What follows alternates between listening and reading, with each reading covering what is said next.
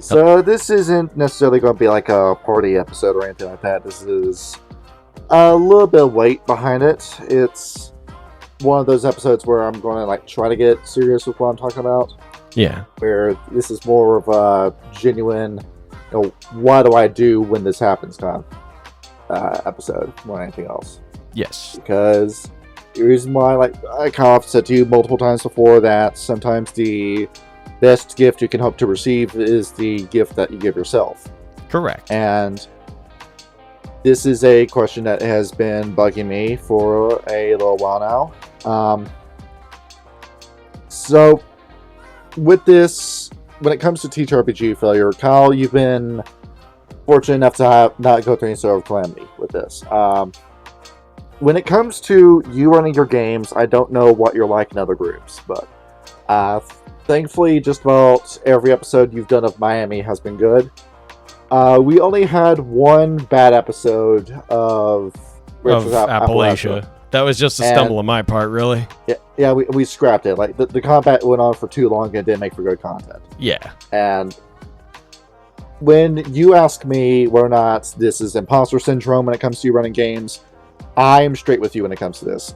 You've heard me talk to you when I tell you that a session is bad. Yes, certainly, and I appreciate the honesty there. Where I tend to be nasty, I don't really try to be, but it just comes out. But this has been a topic on my mind because it feels like, with me, I am trying my damnedest to not make this an episode about myself. It feels like I'm on a losing streak when it comes to making games. I'm trying to figure out the answer to this as I'm doing this episode.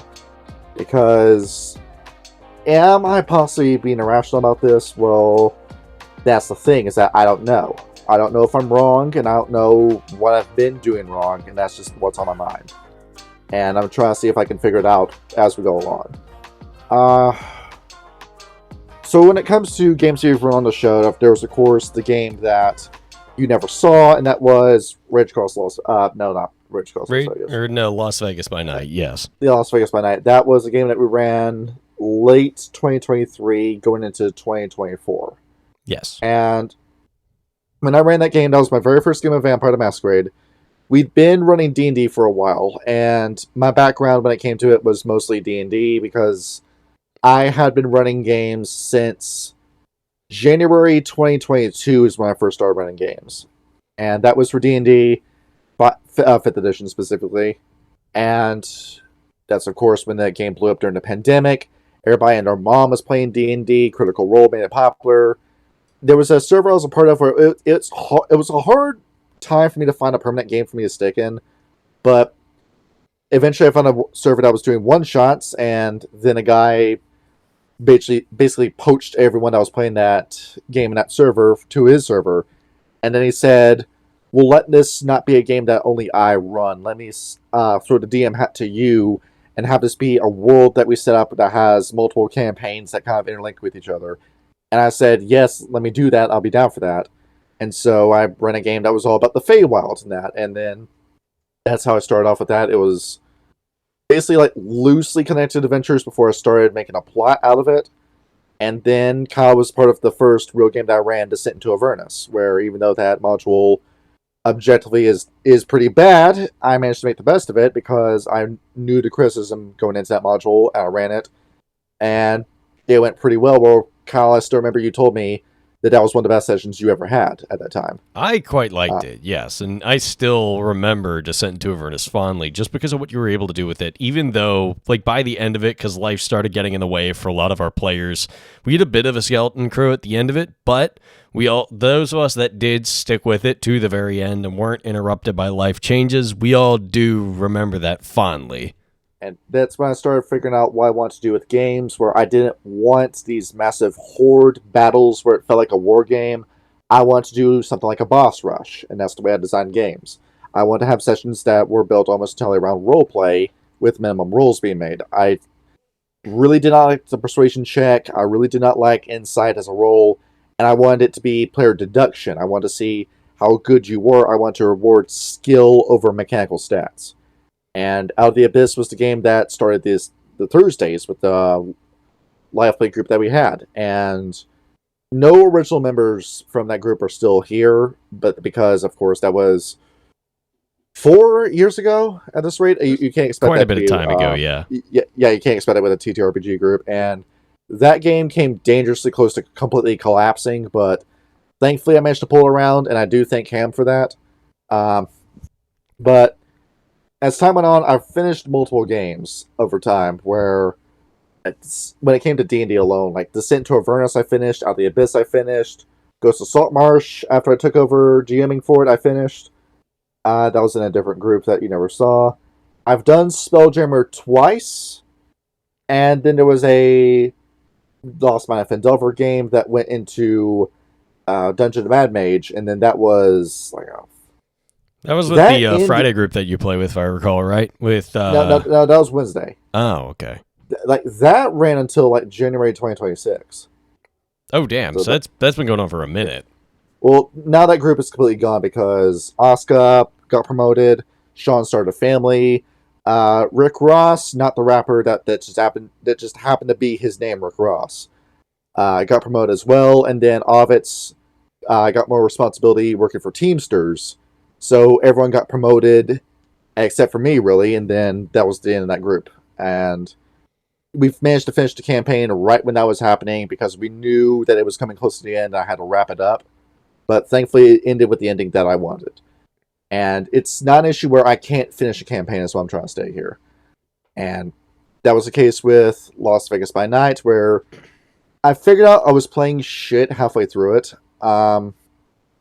For people that have been asking me in the server about Vampire 6th Edition with the current alpha, it is a better game than V5. I'm going to straight up say that V6 is better than V5 by a massive I'm mile intrigued to because, hear you. Now I need to read it because you've said so. well, the bar of quality for V5 was on the floor. Okay, For so anything they could have done. it's not like an overwhelming improvement. It's a step in the right direction, is what you're saying. It's not the game that it needs to be, but it's anything you could have done for V6 would have been better than V5 because And that's precisely fifth what they did. edition fifth edition World of Darkness is still to this day unfinished.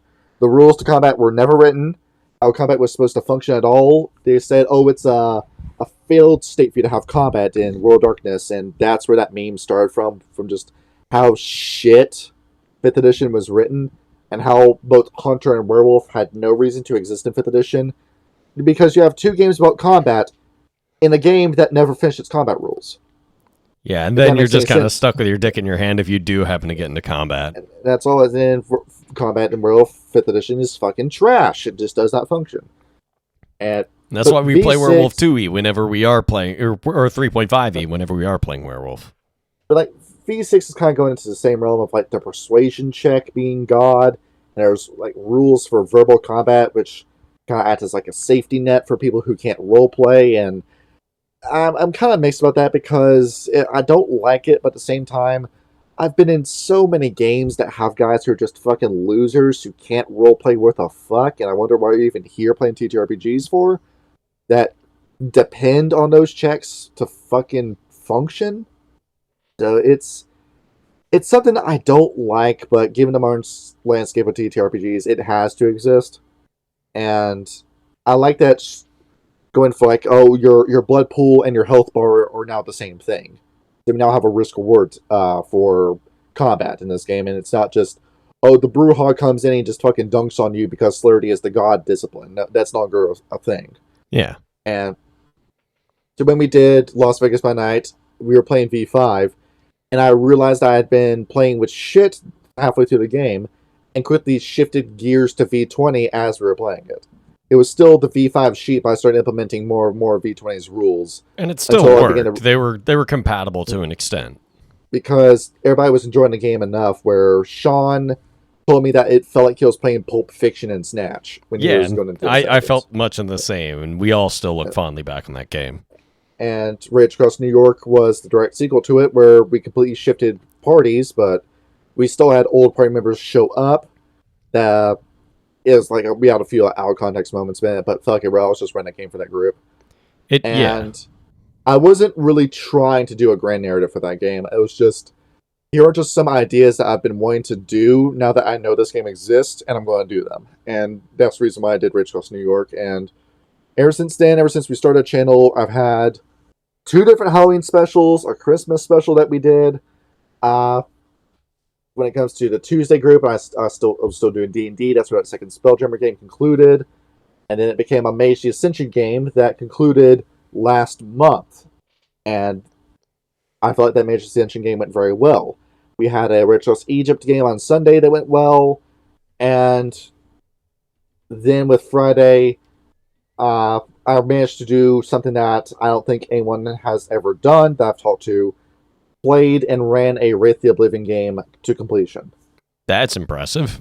And yeah, I think it's because I looked out with that group because Rap Red, Greed, and Brendan were all members of that group. And before that was a vampire game. I mean, even still, like, Rapid and Greed are both very strong players. Mm-hmm. Where Rap Red and Greed, I could just trust them to just... If there were dogs at a dog park, I could just let them off the leash and just trust them to not make a mess. Just you're going to go off, you're going to do your thing, and then I'm going to follow you as you do your thing. And I know that I have like successes, I know that I have these, but it's with Thursday in particular that I've been striking out because Rage Across Russia got up to a point where I ended up running myself into a corner with that game, and I stopped the game before its last two sessions. Mage 1936 was not the game that it needed to be, and then Rage Underground, when it came to it, that was me paying Dan back for a mistake that I made, where he tried doing a Rage Across the Amazon game that resulted in a falling out with Melissa, and I got way nastier than I needed to with Dan when it came to that. Right. And that was me trying to do some sort of recompense with Dan. And then that has now become Rage Cross Las Vegas because I was never really on board with Rage Cross Underground, in all honesty. That was Dan's idea. I was just facilitating it, but I didn't really like the idea that we were doing, and that's how I know that. Well, that's so your heart wasn't in Rage Underground, really. No, it wasn't. And I mean, I like that concept. I'm just sad that it didn't work. And so am I. Now it's Rage Across Las Vegas, and ever since then, it feels like I'm starting to enter this obsessive compulsive loop where that. In case you're thinking this is some like Tumblr diagnosis, like no, I actually do have a like official doctor's notes for this shit. I know that you shouldn't be reading your medical information on the internet, but fuck, I just did anyway. And when it comes to it, stuff that I start doing like is like looking over every single minute detail, looking over everything that could go wrong, because I have always been my own worst critic when it comes to my games. And I know I've been bringing this up a lot on the show within like the past like 3 episodes we've done. Well, it's because this question has been weighing on my fucking mind. How do I keep going even though games fucking fail? And is it really an issue with me, or is it an issue with like the groups I have, or is it like I've lost my touch? I'm like trying to figure this the fuck out. Well, it certainly doesn't seem like you've lost your touch if you've had successes with other groups. And I mean, you know, Miami's been going very well thus far, so it's not the group. So I'm starting, but I feel like there were some good ideas that you've had in the past, and I mean, like, there would have been nothing wrong, say with like, say with Russia, and I know that you kind of dislike that game. Looking back on it now, I remember very much enjoying the game, and I will fully admit that I kind of fucked over the party on that one. I don't know, but where exactly in Russia do you think that the point came where you felt as if you had written yourself into a corner? What was the plot point that you felt like you might have gone too far at a few places? Well, I realized it was from square one that I wrote it in the wrong spot, because I wrote it more like to be a video game than an actual TTRPG with a map where I had a whole level select screen up. I honestly kind of like that. Like, me personally, I thought that was a neat idea. But I'm realizing that you went out of order with some of these, because the intention was for you to go to the Kiln of Evil Flames first, and that was the last stop you wanted to go to. And really? Some resources were more plentiful at some locations than others. You eventually had no bullets or anything. You had no health. You had no healing. Just about every ally you could have had that could have fought the final boss was dead. And that was also the game where Meepian left the group. And it was because of a bullshit argument where, you know, like, Me and you were upset about that for two very different reasons. But after Sean got involved and said, no, that was fucking bitch made that, basically the guy says, oh, my character lost his points and appearance, therefore I'm just going to quit the entire fucking game. And then didn't say a fucking word to me in DMs about it, but went to you about it instead. And I was livid when that happened. Yeah, that I get. Yeah. But And I think like Russia could have worked with a bit of retooling. I feel like, once you would have seen that, okay, they're going out of order, maybe then I don't know what your process was for the idea, but if there was I know like in Mega Man proper, which is what you model the level select after, that there was a specific way to go about things. But I mean, like, I feel like if it were more like less like Mega Man of a level select and more like, say, and I don't know how you feel about Skyrim, but more like Skyrim or Fallout, where you can find your way from point A to point B out of order and still have something like a narrative stitched together.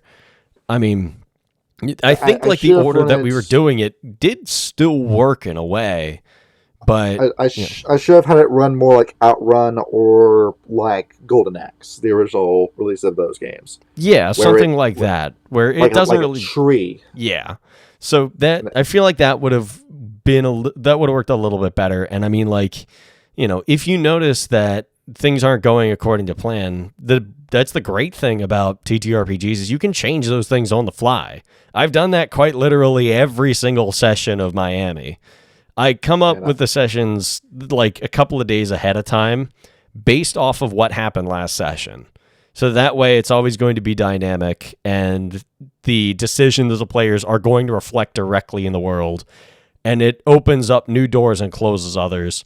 Like, a matter of fact, I can dig into my design doc for Appalachia if you give me half a second, I'll tell you what I mean. I gotta log in. When it came to Disco by Night that I ran on Friday, most of what I made for that game was not used. I had a few ideas for a few plot lines that were never engaged. There was supposed to be an entire She Fairy bloodline plot line that was supposed to take place in that game, and we just never got to the point where it came up. And I realized that perhaps I over-prepared, I wrote too much, and I just left off the table entirely. Just any plot line I was building, any sort of foreshadowing I was building, I just dropped. Mm-hmm.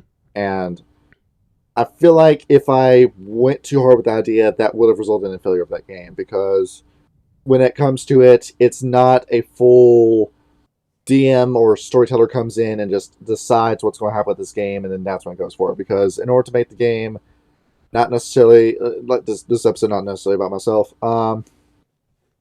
So the people in the server can tell you about Rage Across the Great White North. That was like JoJo would be the person to go to for that story as well to back me up on this. Oh yeah, where that was a game that Melissa was running that had me, Ryan, JoJo in it, and then two other guys from the server as well that were lurkers that saw a werewolf game was opening on a weekend. Mm-hmm. And when we ended up joining it, server legend Metro wanted to be a part of it too. And Melissa found him so abrasive that she was asking me, hey, can you please tell him what to do with this? And I said, well, if this guy's causing issues, fuck him, get him out of here. And so we did. But instead she goes ahead and brings in a guy, Cosmo, who is playing a Give Fenris Alrune Metis, so of course power game build. But it got to the point where he was ordering us around to the point where the forums we were in, what gifts we were allowed to take, and what squares we were standing in on the battle map were getting nitpicked. That level micromanagement. Yeah, no, that cake don't bake. Like, and to the point where like he was like insulting me and JoJo over the gifts that we took at character creation. And if he's gonna be like that, then he shouldn't be in a cooperative TTRPG. And I got to the point where I finally had to stop a session. I had to say something to him, and he immediately shuts it down and says, well, no, if I'm not going to have a player who does what I ask, then I'm not going to play with them. And those were his fucking words. And no, that's not the goddamn point of the game. Like, it's ridiculous. He was of the firm belief that if you were a pack leader in a werewolf pack, that the wolves had to do everything the pack leader said.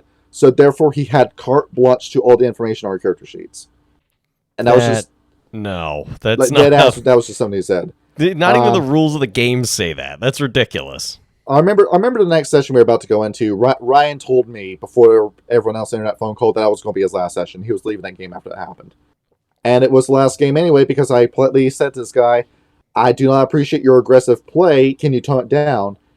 And to my surprise, like Melissa had his back for whatever reason and said, oh no, he's allowed to play like this." And then after that, I said, "Well, you can do it if you want to, but it's not going to involve me. I'm out." And then after I left, JoJo said something that I didn't. By the time I left that server, I didn't know what he said in particular.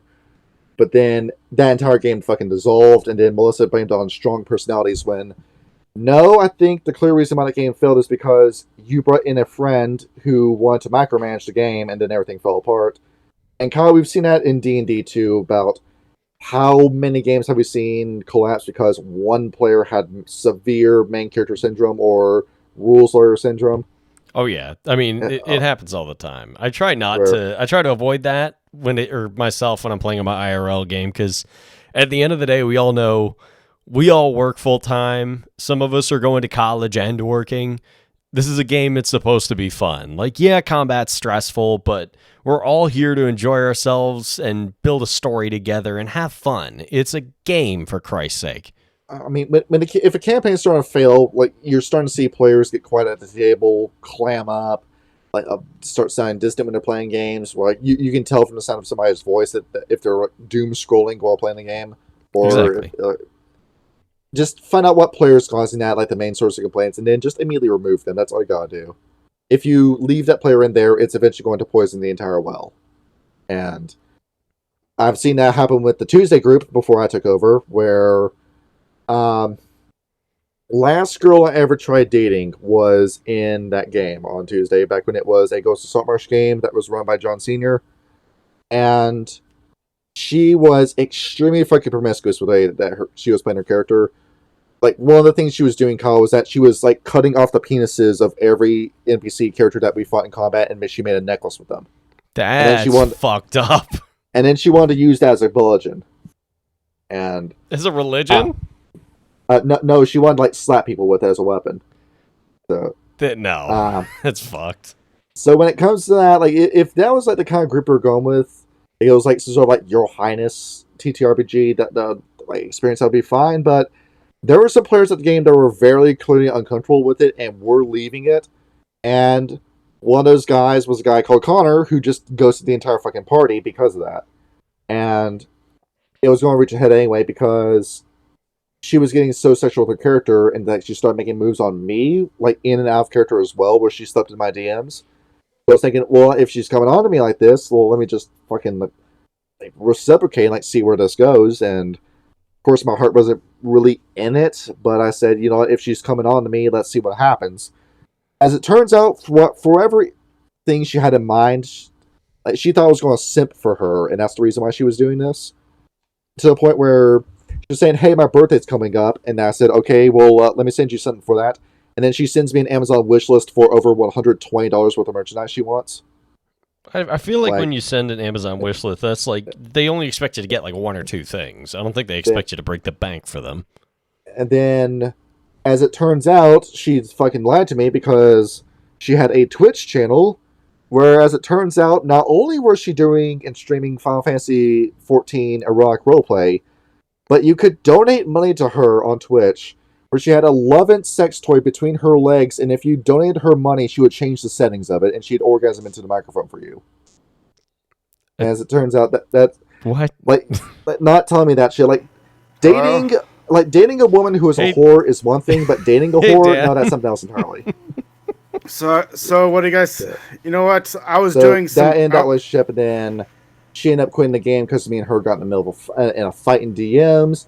She tried getting John Cena to big dog me, and then after that, she quit the game on her own because John Cena laid down the law and said we're going to stop talking about sex in games entirely. So she quit after that. But then the reason why that group dissolved was that for whatever fucking reason, when it came to applicants, John Senior, I'm not going to blame him for this. I'm not going to say it's his fault. Kept bringing in the most fucking psycho players possible. Like, like like people with like actual borderline personality disorder. Oh yeah.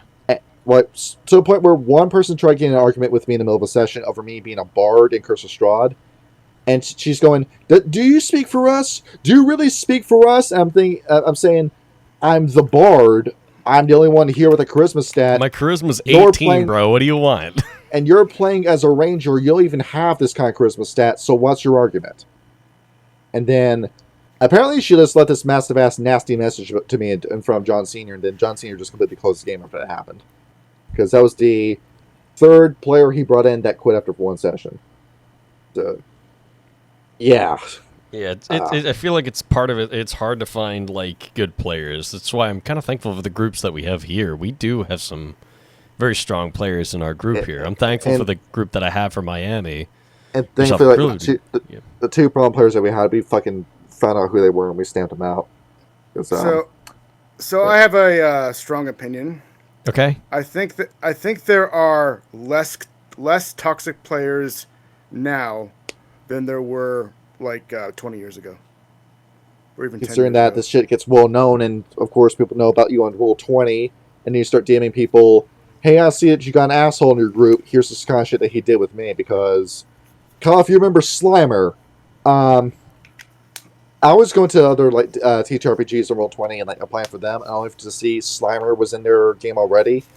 And I messaged one guy and said, "Hey, I want you to know that I had this guy in a game, and this is the kind of shit he pulled." And he got removed from that game after I sent that message. I didn't apply for it, but I just said, "Hey, this is a guy that you're inviting in. Just be warned about this fucking guy." And then So the community sort of polices itself nowadays. Yeah. And when it comes to... It's not just that, but also it's because there are more players that are actually curious as well. Like, it's also a thing of players are more likely to show up, as opposed to just kind of ditch and never tell you that they're actually not going to play anymore. And when it comes to bad players that we've had in the server in particular, Dan, you're in the game. I'm not. Do you want to tell a story about Lycan? Lycan? I don't know who's Lycan again. The Shadow Lord in the Jihad by Night game on Sundays. Oh nah, I'm not gonna come on here and like talk shit about other players. Like, even whether I know them or not.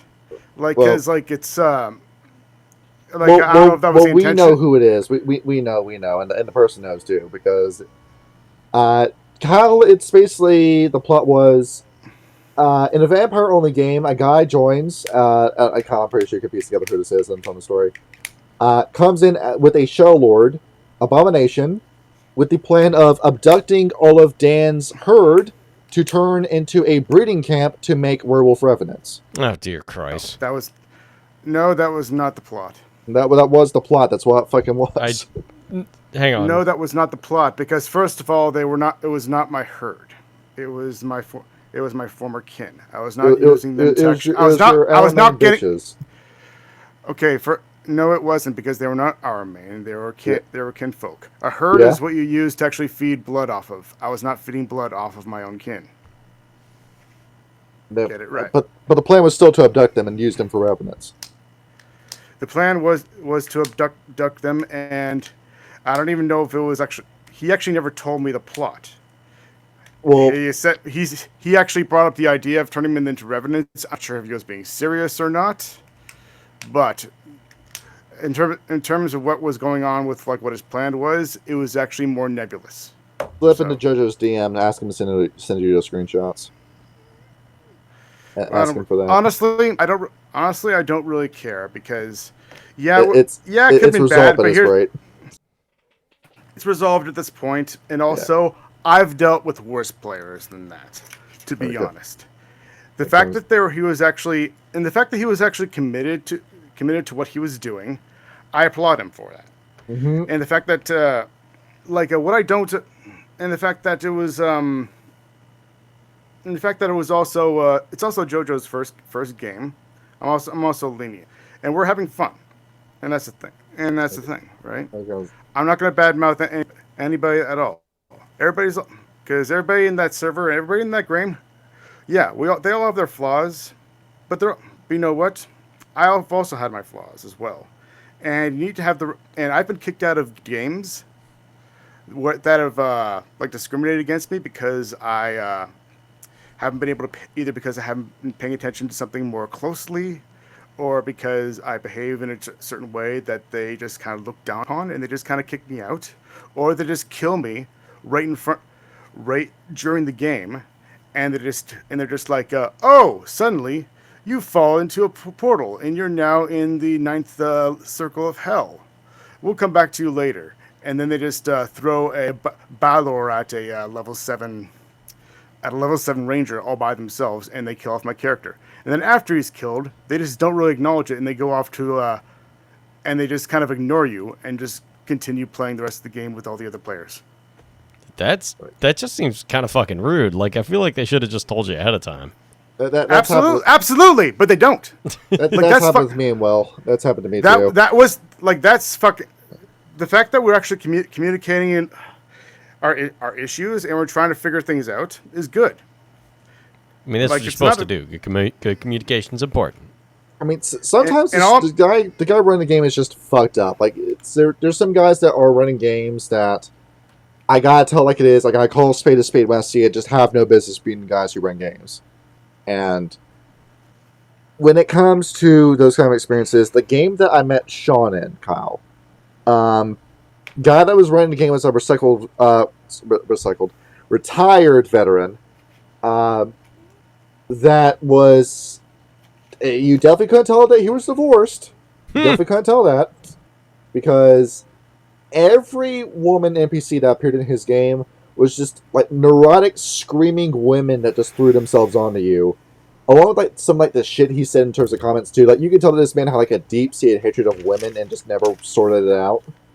And it certainly didn't help that we had probably the worst half-orc fighter I've ever seen in D&D as a player in it, to where I don't know what the fuck he was saying with the DM and the DMs, but this was a guy that should have been kicked out of the game, but for whatever reason he was still in it, because this was a guy who would constantly counter-signal you, constantly browbeat and insult you as you're playing your game, as you're role-playing, like would constantly interrupt the scenes just to say his own like fucking snark at that time. And then he's still here, but this was an instance where I remember this was a Dragon Heist game, and he put out a request saying, "All right, tell me what your character wants to do in your spare time, and then I'll write the end to the campaign." And it started out fine at first with some of these characters, but what I asked for, Kyle, is that I was playing as a rogue that wanted to get involved with the Church of Tempest. What I got was not the service I asked for, and it was instead this like 1 session long trip to a temple, while everyone else seemingly got like 5 sessions to do their shit. And there was already like gears being grunted between me and him already. We were already butting heads. And the last session I went to, I messaged Sean before I went to it and said, "This is my last session. I've already got plan B for this," because I knew that I was quitting that game that session. But it sounds like just you and the DM didn't really vibe, and he didn't like you all that much, it seemed. And then because Sean was my friend, he did the exact fucking same thing with Sean. And it ended with him telling Sean that, "No, you're not allowed to take your 5th level in Warlock. I'm deciding for you that you're taking a multi-class into Fighter now." That's fucking stupid. And it got to the point where Sean quit too, where he told Sean that, "Oh, if anyone quits my game, I'm not going to bring in 2 new players." And then 2 sessions after I left, he brought in 2 new people. Oh, well. I guess he needed 2 more people to fill them slots, I suppose. Exactly that. So after he said that, Sean left that same session. But it comes to so is this video just gonna be like bashing other players, or we're just gonna actually tell bad like DMs like gaming stories? I mean, Dan, if you want to leave, you can go ahead and do that. Well, like at least keep things like anonymous, you know. Like don't tell them that's a person named Sean, you know. No, Sean in our server, Sean. That's who I'm talking about. Yeah, just like because like I'll tell stories of like bad situations, but I just rather like not say names or give names at all. But I'm saying that's the reason. It was more so that Sean was, that he would be, a witness to what occurred there, not that. I see. Yeah. Yes. Yeah. No, we would not talk shit about Sean. Sean's a bro. No, Sean has always been a fucking treasure in these games. and he's still doing all right. He's got, I think he's he got started 2 another job. kids. He's got a new job. He's doing all right. Yeah, he's got a daytime job. He's doing all right. Yes, surviving Mom Donnie's New York communist utopia that actually has potholes and the trains run on time. Yeah, and it's so there's games I've been in where I've seen that where campaigns fell apart because of circumstances that, like I've talked a few times as well, and like a few games I've been kicked out of because it has been like my fault behind something where it's either I get in an argument with the DM in the middle of a session because you're citing your rules from Twitter posts instead of the actual book that aren't official material. I'm having issues with it. Or I end up having an issue with another player, and it turns out that player is the DM's girlfriend. And then I get fucking kicked out because of that. Yeah, don't ever, don't join a game where the DM's girlfriend is playing in it. Yeah, you know what's going to happen. Well, no, that's not the case. Don't join a game where the DM's girlfriend is in it and she doesn't know anything about D&D or anything about the game at all. Yeah.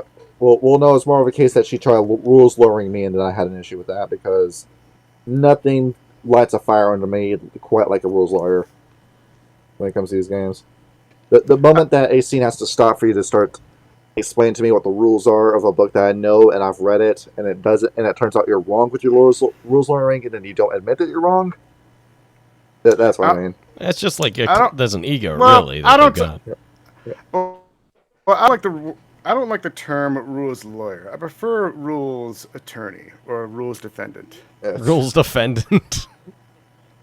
And that's what I mean with some of these games, because, as we said, the reason why Red Mouse Russia failed was that fundamentally from the way that I structured that game, it just did not work in terms of this video gaming kind of design. But same with the reason why Mage 1936 ended up failing, because it was more that this was your first Mage Ascension game, and I think it was more of like an issue with expectations more than anything else. A little bit. I think the issue is twofold. Me personally, I fully admit I fucked that up. I didn't read enough of the book at all. I think Ryan was the only person who read Mage Ascension. Yeah, Ryan had his shit on lock. But I feel like another part of it was the oppressiveness of the setting. Like, setting a secret agent mage game in 1930s Germany is an intriguing concept, but maybe not the best way to introduce us to an altered system. Well, that's the way that you're supposed to run Mage. It's supposed to be under the gun like that. I found out through running Mage on Tuesday that is what Mage is. I remember June asked me, "Is this like a spy game?" And then after June said that, it kind of clicked in my head that, well, yeah, this actually is what Mage is supposed to be, because you're in a secret operation against the Nefandi or the Technocratic Union, depending on who your antagonist is. And in the case of the New World Order and Technocratic Union, the Syndicate, yeah, it actually is a spy game. I mean, so, I feel that, but I also think that I feel like it shouldn't be like... I feel like part of it was that we were not only mages fighting against the Technocratic Union, but also trying to very carefully navigate through the very watchful eye of an authoritarian state as well. So it was a little bit more oppressive than I feel like it could have. Like, for example, if you were to set it and say, like, 1980s Germany with like a divided Berlin, where you have like some areas where it's like, okay, we can breathe a little bit. We're not under constant scrutiny. The NWO and the Nefandi are still going to be a threat, but it's not going to be as oppressive as, say, like, the Eastern Bloc controlled East Berlin, and going back and forth between that. I feel like that would have given us a little bit more room to breathe, so to speak. So that way it's like we can have like a switch off between, it's like, okay, we're going to tackle real world issues this session. Okay, now we go back across the border, and then we tackle the supernatural issues. Having a bit of flip-flop like that might have made that work a little bit better. I'm thinking when it comes to low stakes, I think that Mage might not be the game for you, Kyle, and that because it's supposed to be with the sheer level of power you've got as mages, that's like the expectation of what the stakes are. And I think that I didn't really express it to you and the rest of the group. So what happened is that the four of you turtled up, and it just became a game of going from point A to point B, where we were 3 sessions behind schedule. And I thought to myself, this is just bullshit. It's not entertaining to watch. I'm not enjoying myself running this. And anytime I try throwing a line to you, instead of going down the line and thinking, hey, you're mages, you can handle this, you're instead now fleeing Berlin as a setting, and now we have no campaign. And that's when I just had to go ahead and just kill that as a series. And that's when, like, the confidence issue was kind of there already with Rage Across Russia ending the way it did, but 1936, I fully plotted out and I tried. I had like a set schedule for how many sessions that was going to last. It was supposed to be an 18-session long campaign, and we weren't even close to those plans. And then after that failed, it was a bit of a spirit breaker when it did. Yeah, that I get. Although I still feel like, again, part of that has to do with the fact that, you know, I don't think any of us were truly prepared for like the power scaling of Mage, like you said, and you know. That and knowing that, like, if we did follow this line, you know, we could get into a bit of trouble. But I feel like part of that also is, like, I know that you had a set schedule as to how you're supposed to be, but I'm going to be perfectly frank, don't try to schedule a TTRPG.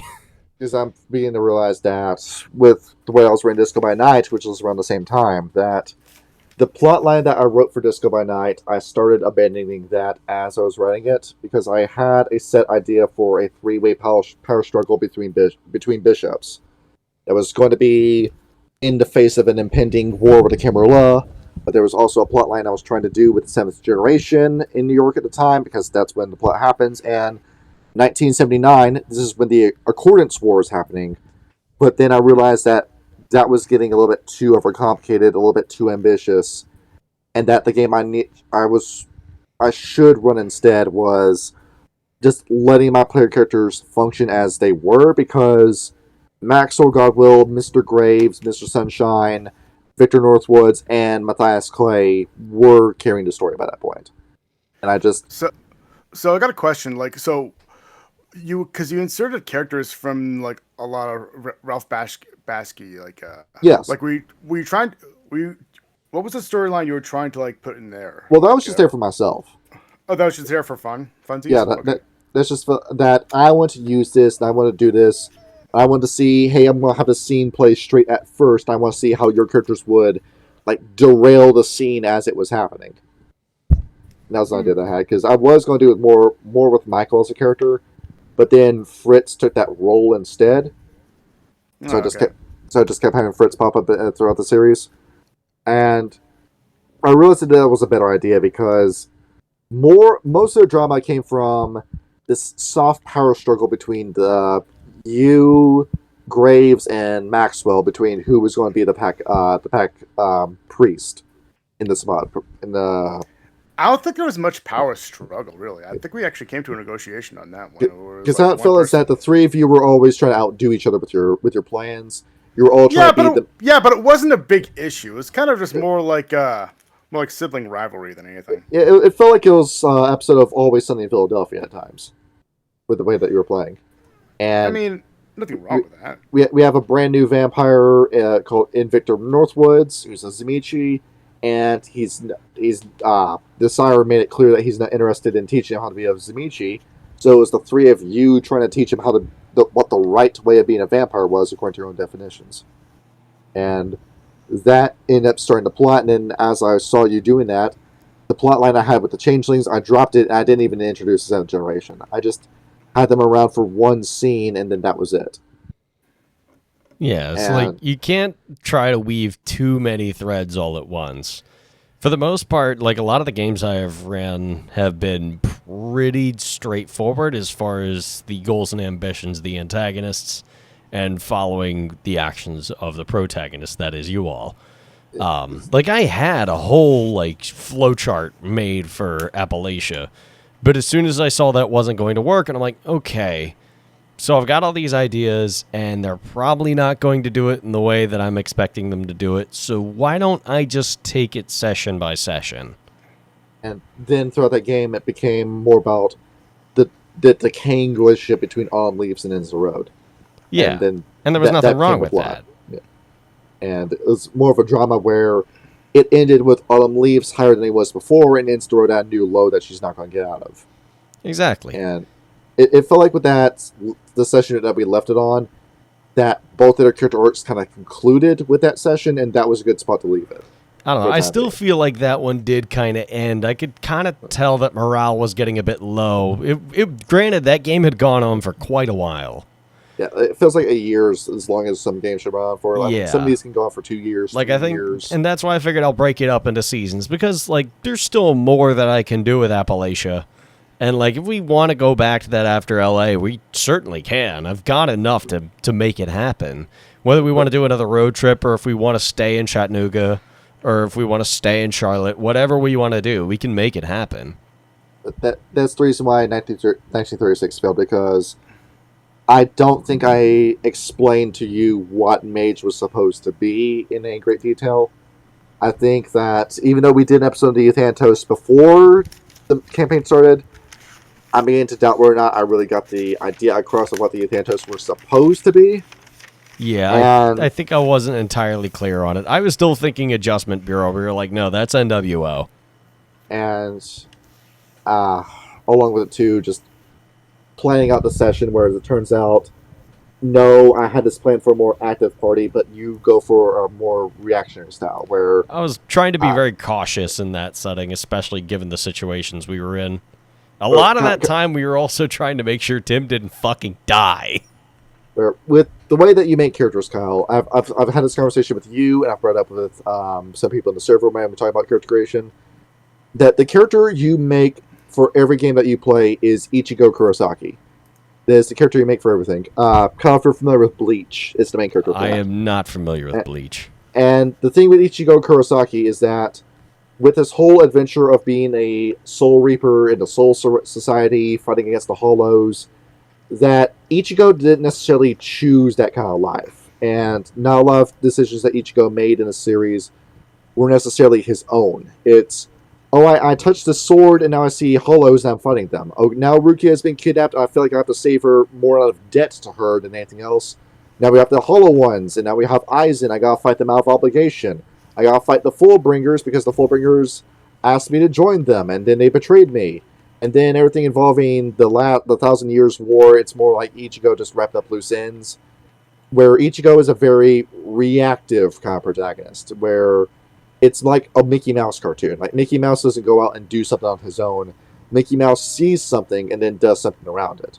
And that's the kind of character that you play. It's like I think they call that the rogue type, where like the hero is like denying the call to adventure, like when he confronts like the guardian at the Dark Kingdom or something like that, and like the rest of the entire story is him circling around until he has to until like circumstances are basically chasing him all the way back to him trying to confront the section where he's circle, and now he has to confront that guardian again.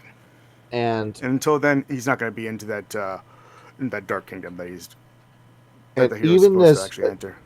Even as far back with Out of the Abyss, there's moments where Common feels like I'm playing with you, that I have something set up and then you don't look at it, so I have to like grab you by the hand and pull you over to where it is. Where was that in Out of the Abyss?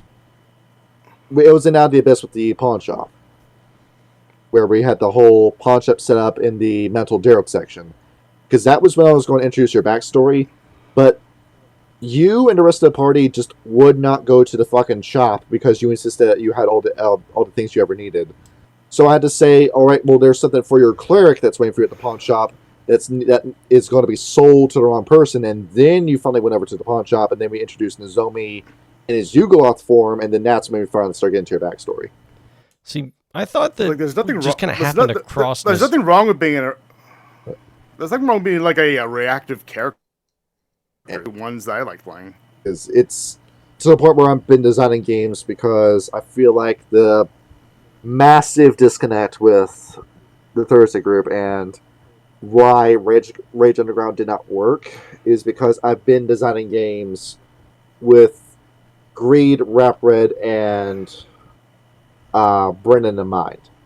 And I feel like after playing the Wraith game, that Michael Lawson has really shifted my perspective as to how I should pace a story as well.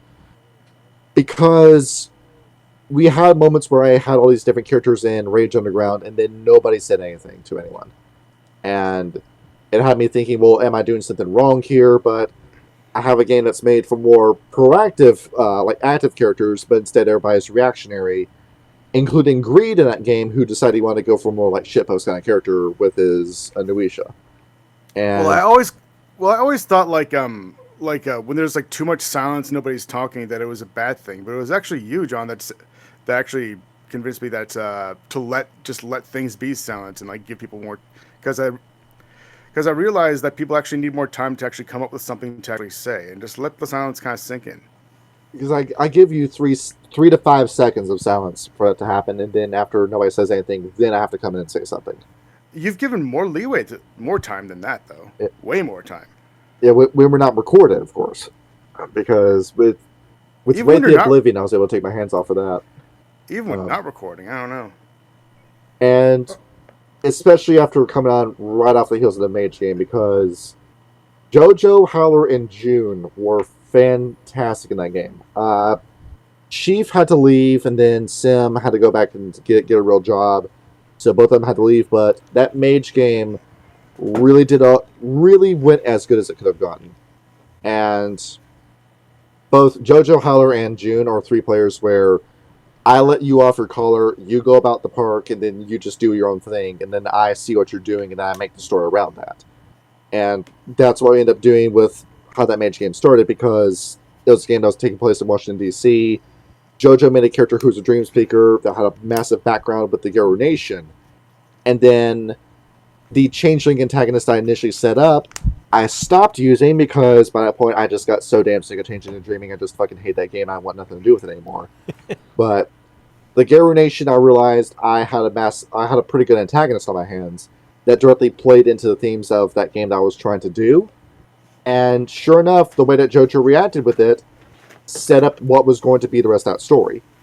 And then after that, it felt like I just need to put my the rest of the dominoes where they need to be as the chain is falling, because by this point, JoJo, Howler, and June have written this campaign by themselves, but I just need to facilitate it. And it never went to a point where it was predictable either, because you're still playing mages where Howler I can always rely on to be a wild card in any game that she's in. That anytime I think I know where Howler is going, she'll pull a fastball and then start going off in a different direction. Where her using correspondence combined with Marina Spirit, JoJo's character, where they end up teleporting across the Umbra all the way to West Virginia from DC, and then they had to find a way back through because they end up having all these different evil spirits chase after them. Where that ended up being an entire session of how to get them back there, but then I realized that, oh, thank you, Howler, you now left me a moment alone with June, and I can start progressing June's individual story with her character. And it went great. I just went into Rage Underground with those same kind of expectations that the same thing was going to happen, and that it didn't. And I don't know if it's because it was failure on my end more than anything else. And looking back at Rage Underground, it has me second guessing a lot about just about everything I did with that game, because I don't think I was really on board with the idea from the get-go, and I don't think that I really had a throughway with the story more than anything else, because for that game I said, oh, let me just watch where we got our namesake from, let me just watch the first 10 episodes of Sonic Underground, and then kind of form a plot line based around that. And then I think I adhered too much to it, while at the same time not adhering to the plot at all. And it was just a massive amount of lack of focus on my end, along with what I felt as a lot of cold reactions from the players as well, that resulted in that game completely flaming out, and just me talking to you, Kyle, one-to-one, and just saying that, I don't want to run games on Thursday anymore, period. That's just where that went. I mean, Me personally, I remember like the first couple of sessions of Rage Underground. Me personally, I loved it. I was having a great time playing as Sparrow. I'd liked writing songs for the group, you know, and using the roles to try and like form our songs, form the relationships. I feel like kind of where the plot stopped for me, where we kind of hit a wall was with the whole thing with the Anarchs. And I remember you saying it's like, oh, I'm gonna that you were trying to put me in some situations, and I'm thinking, you know, I am in a place full of vampires with half of my party missing. Maybe stirring up trouble isn't a great idea right now. Yeah, you don't play dangerous characters. You get defensive when you play games. Well, given that it's a TTRPG, and if the character dies, they're dead. Self-preservation is very high on my list of priorities when I'm playing. Because when it comes to actor training, you're naturalist, the way that you've been brought up. That for you, it's more natural kind dialogue, and you are the character, but you're you as the character when you act. I think it was you play. Like when I pitched the idea of like Rage Underground to you, though. I think you and I had different. I think we had different ideas in terms of the tone of the game as well. I think you wanted to have like a little more seriousness to it, whereas I wanted it to be more a little more Hanna-Barbera, and just kind of like be a little bit more goofy. And I brought up before, like if we want to do that, like maybe like the 60s or 70s is when we should have set the game, but then it became maybe let's just have the 60s and 70s be some other time. And I was fully prepared, like try like draw some of the tokens myself because the way that I draw out this kind of stuff, I have a very cartoony kind of style that has been inspired by Ralph Bakshi. And I was thinking, well, maybe I should do some of these freehand, but then that idea fizzled out, and then I ended up in a campaign where I felt like I was just completely lost running the whole thing until a point where I was just out dreading sessions, and I just didn't want to do it anymore. And then it's so like the weekend was not very good because I'm not going to get too in detail with it, but basically I asked somebody, hey, are you like still enjoying the games I run? Is this something that you still want to do? And then I got a reply in the coldest possible fashion that the reply could have come in.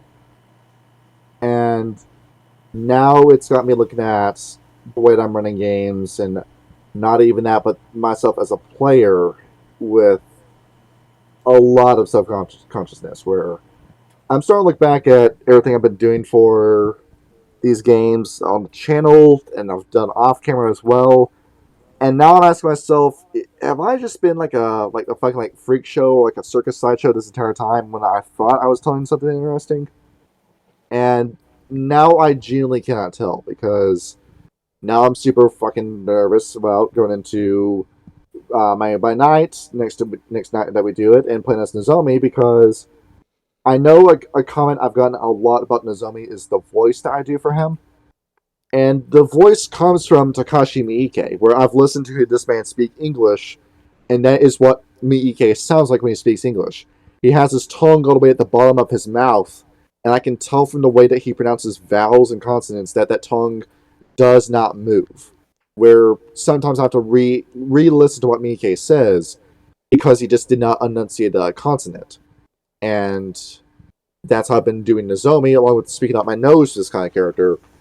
And now I'm worried, is that the reason why people are playing Nozomi as a character? Is because I've been trying to play like this more, I'm trying to remember what the fucking word that Deadlands Noir used, but it's a word for a guy with money that goes into situations. Dilettante, that's what it's called. I mean, and that's what it's kind of similar how like the lead singer to Alice in Chains, like he sings with marshmallows in his mouth, but or like Kurt Cobain anytime he opens his mouth.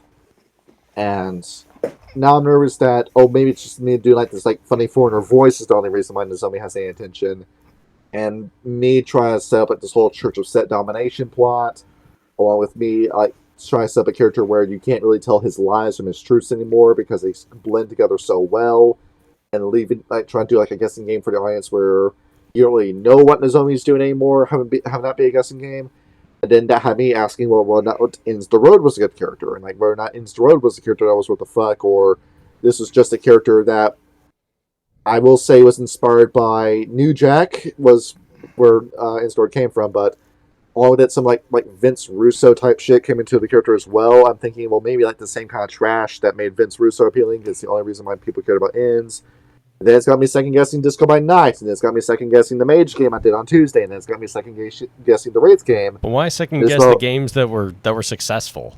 Well, I'm beginning to think like, are you only here because I'm the one that's oversees the channel and the server, and then you don't ever you don't say anything to me because of that, or is it for the same reason why I stuck around in Sox's Minnesota Midnight's game?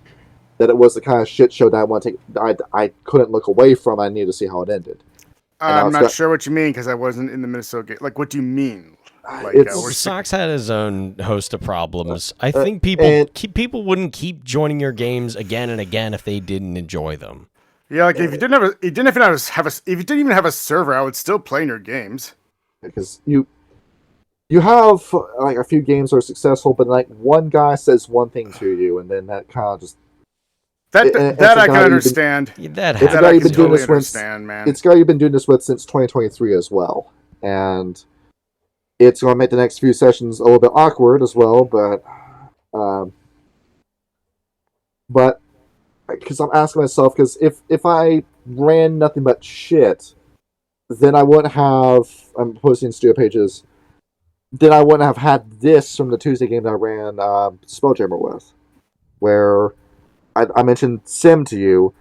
That guy was an actual professor in a university in Turkey who published his own webtoon, and he made this. And I didn't even ask for this. He just made it on his own. He looked at all of our characters and he just drew these for tokens first before he arranged them all in this group shot. And like that turtle in the background was a Spelljammer ship. And then that mech off to the side. That was just a character that he drew on his own because that's Cloud Admiral, who the idea for him came from me playing Ikaruga by myself, and apparently he left such a big impression on Sin that he just said, "Let me just go ahead and just draw this character," because that's supposed to be like a 50-foot tall character in the background, by the way, for perspective's sake. And some of those were the planets that we visited too, and then.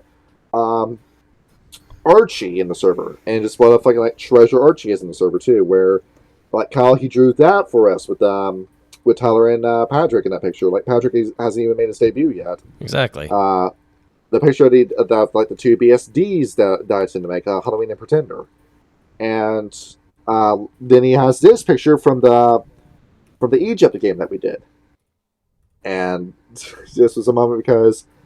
Archie, just about every character he makes in these TTRPGs will always take like 10 levels of aggravated damage by the end of the game.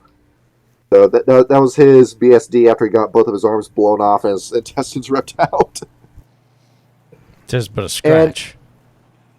And then that's fucking faster than it sounds, where just join the server and ask us who that is if you want the legend behind that fucking. Either way, I mean, the fact that you're getting these kinds of fan art from our community just shows that they are indeed invested in the games. They want to see these characters fleshed out. They want to see where the story ends.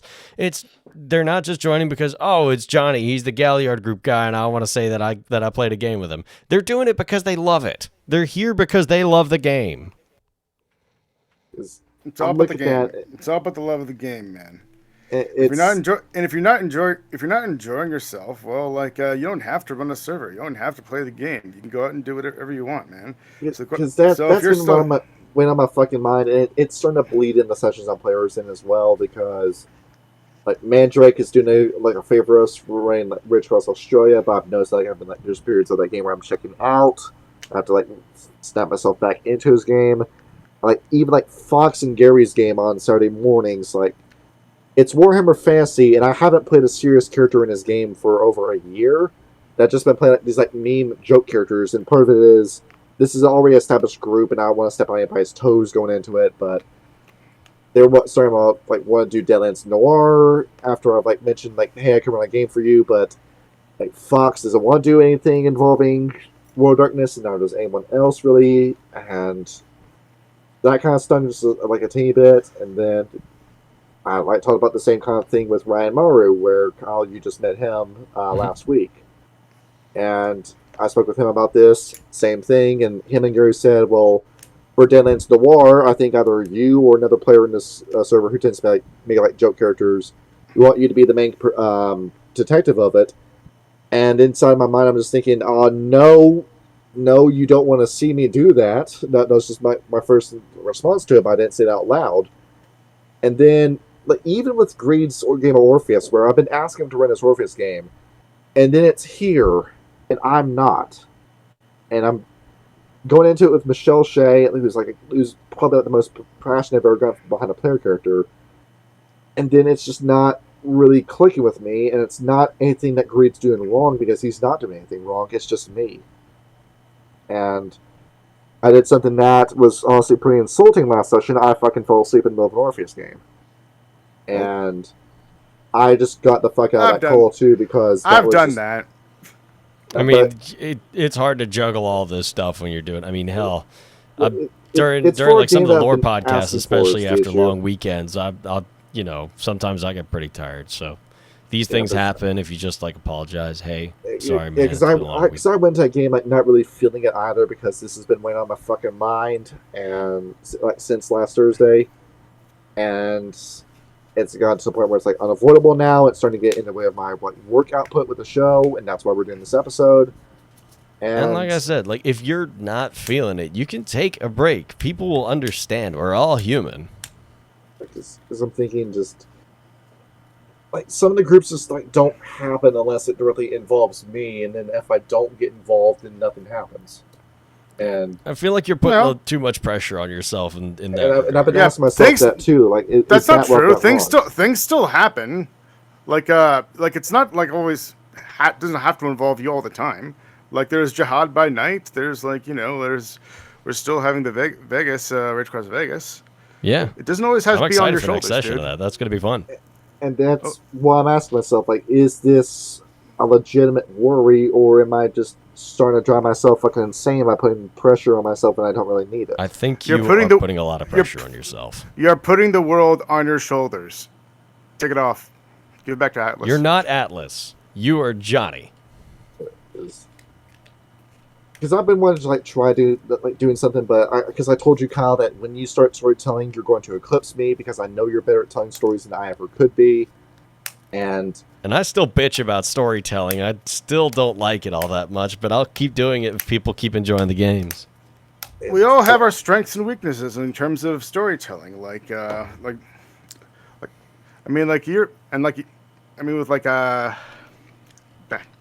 Sorry, I'm just stumbling over the words a little bit, but no, just like I always have a dry mouth. But yeah, like everybody has their strengths and weaknesses. And with Kyle, he has good storytelling. Like with you, you have a lot.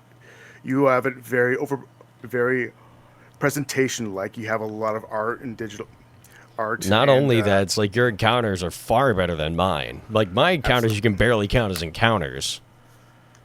Yeah, absolutely. Like we all have our strengths and weaknesses. Like there are some that are just very, very well prepared and know the rules to a T, and that makes them good DMs. And sometimes it's just you take the good with the bad. It's all a matter of who what kind of story that you're running and who you're playing with. I've had DMs that are just absolutely knew nothing about the rules of the game and have had a great time. I've been in games where they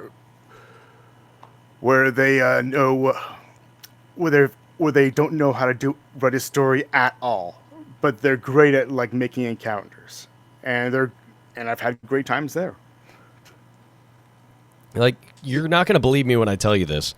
I was still fucking learning the rules to Werewolf the Apocalypse when I was running the fucking game. Well, I could tell that. There you go. And you know what? People still fucking loved the game. Because I'm shit at mechanics. I'm shit at encounters, but I can tell a good story. That's what I got. Yeah, like you have to look inside yourself and like realize what are your biggest what are you really good? What are the best parts about DMing that you love the most? Exactly. What are you good and what do you know that you're good at doing and love doing it all together, and then harness that and just make that the focus of of your DM style.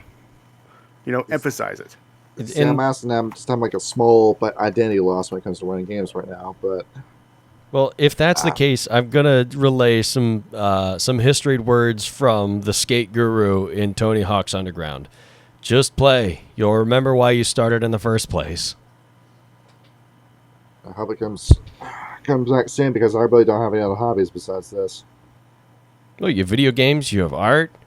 You were bringing in Well, music for a well, short yeah, bit. but You're really those, good at the that. You're games, really like, good at fucking, stage suck dick acting. now. So, There's nothing stopping you from going back and picking up old hobbies to rediscover why you love them. I mean, hell, I've got a bunch of them. I do this show with you guys. I play TTRPGs outside. I also play instruments. I play music. I've written a book. I'm going to write another book.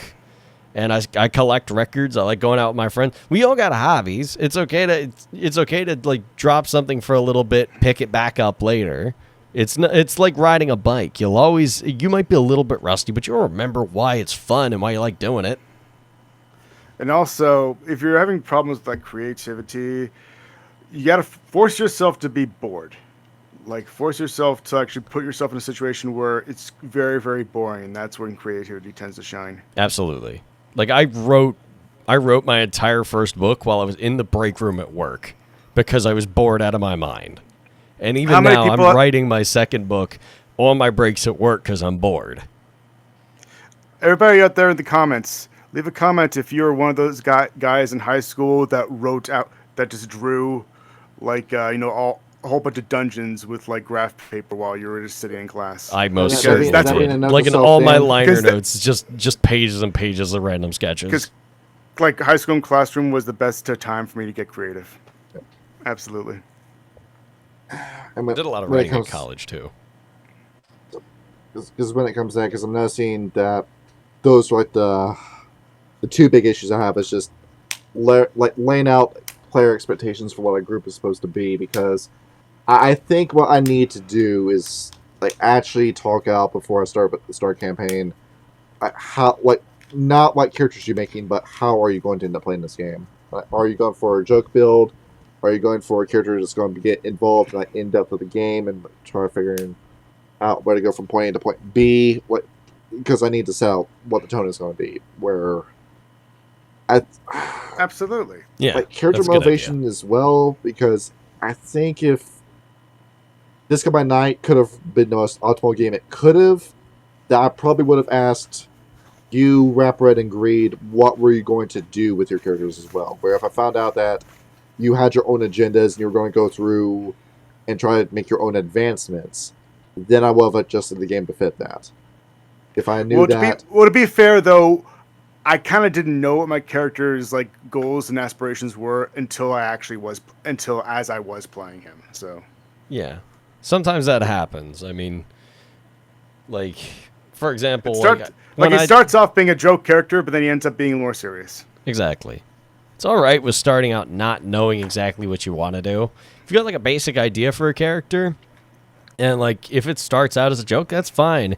If it starts serious and gets more lighthearted as time goes on, also fine. Like I said at the start of this video, the best part about tabletop games is reactivity. If something isn't going the way you planned, that's fine. Make the game about that instead. And there's nothing wrong with throwing in an adult red dragon right in the middle of like a very serious discussion. That happens literally every Adventure League game I've played. There's always a fucking dragon for some reason. Along with the two, just when it comes to players trying to leave games as well, I try renegotiating with them because I remember. Oh my god, dude! I am the master. Like, I thought I was cursed for the longest time, where every single time I either ran a game or even joined a game, that game would end up falling apart, just because of not even for circumstances that I thought. Like, every single time I joined a game, for some strange coincidence, one of the players got fired from their job, and then the other player, his mother died in a car accident. Not that I'm saying that it was anything like that. I'm just saying that, not that I'm saying that it's their fault. What I'm saying is that strange coincidences end up happening, and it results in the game actually getting failed. It ends in the game actually falling apart because the players end up leaving out of outside coincidences from God that I have no control over. Otherwise known as shit happens. And it happened to me. And I was in like a period of my life when that did actually happen to me, and like I thought I was like a cursed player because I couldn't find a decent group that was willing that would actually last for like a longer period of time than just 2 sessions. I mean, hell, Johnny, I've dropped out of games that I was with. Like, I dropped out of Saltmarsh because I was going to college. I dropped out of Spelljammer briefly because I was in college. That's happened to me, too. But then again, you also had, like, a much sturdier group then in that first Spelljammer game. Well, it kind of feels like that's like the cheap way out, because saying that the most reliable game killer more than anything else is someone going in and saying, so I had a schedule change in the next XYZ, and they started explaining the schedule change. Dude, so I don't care if you like now, like when a game falls apart, I don't care. What pisses me off though, what really grinds my gears, is when it's like done at late notice.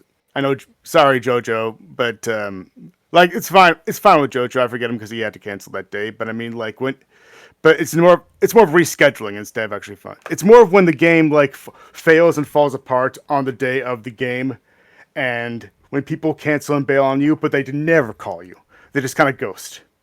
I hate people with like that ghost. Yeah, like the one time where it was like I was so beat from work that I slept through a session I was gonna run. I felt fucking horrible about that. I like apologized. I was like, dude, I'm so sorry. I was beat from work. I forgot to set my alarm and my phone didn't go off. I'm sorry. I felt so bad about that. I felt terrible. I was able to put together a plan B because that'd been on the back of my mind for just a minute. But so of course that's just the easiest way when it ends. But with player negotiation, I remember that Fox City group that a guy who was in the server who drew the banner background for this channel, by the way, Lone42. Was running a D&D game that I really was not vibing with at all. He was running it like an anime simulator, specifically going off of inspiration like Under Night in Birth and Persona 3. And I love Persona 3, but the way that it was being run, I was not liking at all. I just quit in the middle of a session while we were doing it. But I thought, you know what? These guys asked me to be a part of it, and I'm going to look like a big piece of shit doing this. So I came back and said, all right, I see the way you're running this. Here's a character that I wrote, and a class I wrote specifically for the way that you're running this game, and this is how I want to do this. And I was able to negotiate with them, and then I came back, I was invited back in with a brand new class I still have the fucking rules for, called the Observer, where I decided that if this is going to be that the game is going to be run, I'd rather be just like a man in the chair kind of character, using clairvoyance in the background, and then doing the basic support magic, where that was a game that made me finally realize that I really did not like the cleric. I did not like the paladin. I did not like the cleric's spell list. I didn't like anything about that. And that was the game where I finally decided I've always hated the cleric. I've never really enjoyed myself playing as the cleric, and I'm never going to do this again. I look at your bashing support classes again. No, it's the utility caster. That's what. Not all clerics are dwarves. But it's funny how you immediately think of dwarves when you say clerics. Well, no, that's just because I play a cleric in Storm Kings. The wizard and sorcerer will stand head and shoulders in my mind as the best possible casters. I don't know. I like healing my barbarian for 80 hit points in a single turn. I think that's pretty sick. With a twin spelled spike growth, he wouldn't have to be healed anyway because the enemy wouldn't even reach him. Yeah, but he likes getting up in people's faces, and it's more fun that way. He has spears. He can throw them. Yeah, I know, but they're not going to do as much damage as this big fuck-off ice greatsword that he has.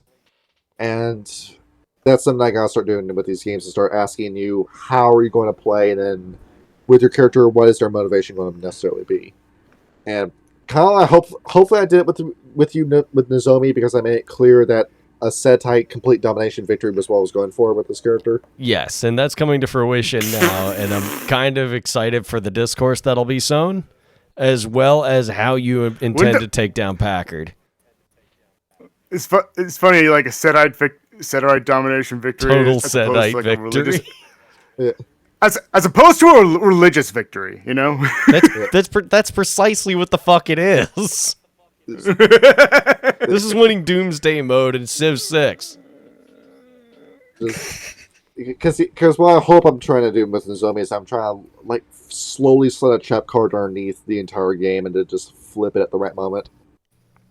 Well, I mean, that's what. They're already pretty tense, so we'll see how that goes. But I know that Mike's going to have to keep up appearances with you in order to stay in your graces. So we'll see how that all goes. And the other thing, too, is trying to gauge what kind of game your players want to do, too, because if I knew that you, Sean, and Ryan, and Victor didn't want to go as high stakes with Mage, then I wouldn't have run Mage at all. And I don't think we all understood what we were getting into with Mage. Certainly not 1936. Because if you were playing as werewolves in that game, would you have felt more comfortable? In a way, but I know it would have basically just turned into Wolfenstein the Old Blood if that was the case. Because you still had an Umbra you could go to at any point. Exactly. We would have had a way to, like, okay, there's spirits here, but we can move around unseen, get to where we need to go, pop in, wreck house, turn into, like, a fucking, just, like, rapid reaction force, I guess. Because you can still do it in Mage, you have to unlock the power. Exactly, and I don't think any of us are prepared for that at the moment. Because the way that you play games with as slow as the pace as you want to do it, Werewolf is as fast as you go, and I would not try doing Mage with you again. I certainly wouldn't try doing Changeling. Kyle, that changing game that you said you were going to be invited to, I think it was probably for the best that you weren't in that. Oh, was it not? Because Changing a Dreaming, I'm realizing, for like rereading it, and after being in a game that Greed tried to run with it, that Changing a Dreaming really is just a bill of goods when it comes to what the game says it is and what it actually is. A bill of goods? You are told that Changing a Dreaming is going to be this high fantasy adventure with these fairy powers and magic, and then it's the game where you die of boring poisoning from going to Starbucks. That's kind of funny, actually. And that's what the game is, but it's a very slow, predictable kind of game where the minute that Greed started running his Changing game, I immediately knew where he was going with it, and then so did every other player because everyone goes to that game except for me. Oh, that's kind of tragic. It's that Changeling, as it turns out, is just actually a really fucking boring game if you try to bring it in the real world. It could just be the players. I could just be the party, but I don't know. But I know some IRL friends of mine that have been consistently running Changeling 20th edition, and so far they've had a phenomenal time with it. And if you run it into Dreaming, it's just you on the playground doing Naruto. It's just my jutsu is bigger than your jutsu, where my jutsu cancels out your jutsu, and that's what it feels like to play Changeling in combat. Isn't that just anime in general? It is, and it's really asinine and irritating in the storyteller system. It's the game that you should be playing is Exalted, and even then that game is a shit show. Or Big Eye Small Mouth is the game you want to play instead. What is that? That's an anime game.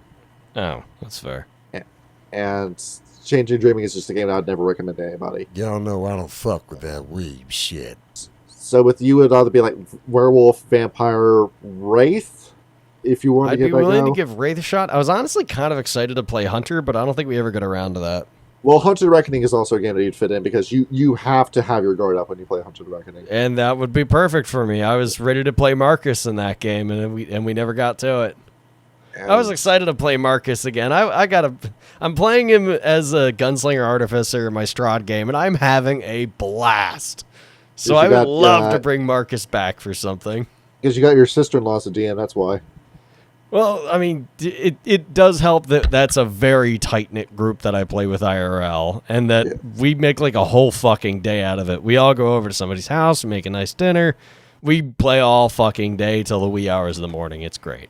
You refer to them both as the sisters. I miss those non-digital games. I miss actually rolling physical dice. Dude, I love playing IRL. Like, granted, I do also join my coworkers occasionally for to eventually get a game shop, which is a very different pace, but it's still fun to like sit down at a table with people, even if you're not as tight. But I don't know, nothing beats having a consistent IRL group that you vibe with. Man, like I did the whole Patrick Bateman thing where I just I showed off the new dice. Just picked these up from the Dice Crafters today. And the rock is something called Shining Emerald. For me, when it comes to IRL games, it was the most awkward shit I've ever done in my life. I'd rather jump out a window to do that a second time. Well, again, you just got to find people that you're tight with, and because my roommate actually ran a one shot with a couple of close friends of ours, and I did the same thing. Like I made a nice lunch for everybody. We all sat down. We all built our characters together. My roommate ran the game. Everybody had a great time. It helps when you have a tight group. It helps to have a tight group. Like the best way to do it is in a basement with a big coffee table, and there's a big round couch, lying around. See, I can't sit in the couch because I get too comfy. Really I gotta sit in a chair. Which is I prefer a couch playing a game as opposed to sitting in a chair and at a table sitting a game like in real life, because the chairs get uncomfortable at the table. They do, but especially if you go to yeah. Honestly, if you go to any gaming shop, all those chairs they suck. They do suck. I don't know. Suck. I will say though, the one thing I do like about playing with my sisters and a couple of friends is that we're in their basement, and me and my brother-in-law plays a barbarian. Whenever we're in the middle of combat, we get so stressed we just fucking stand up and grip the back of our chairs.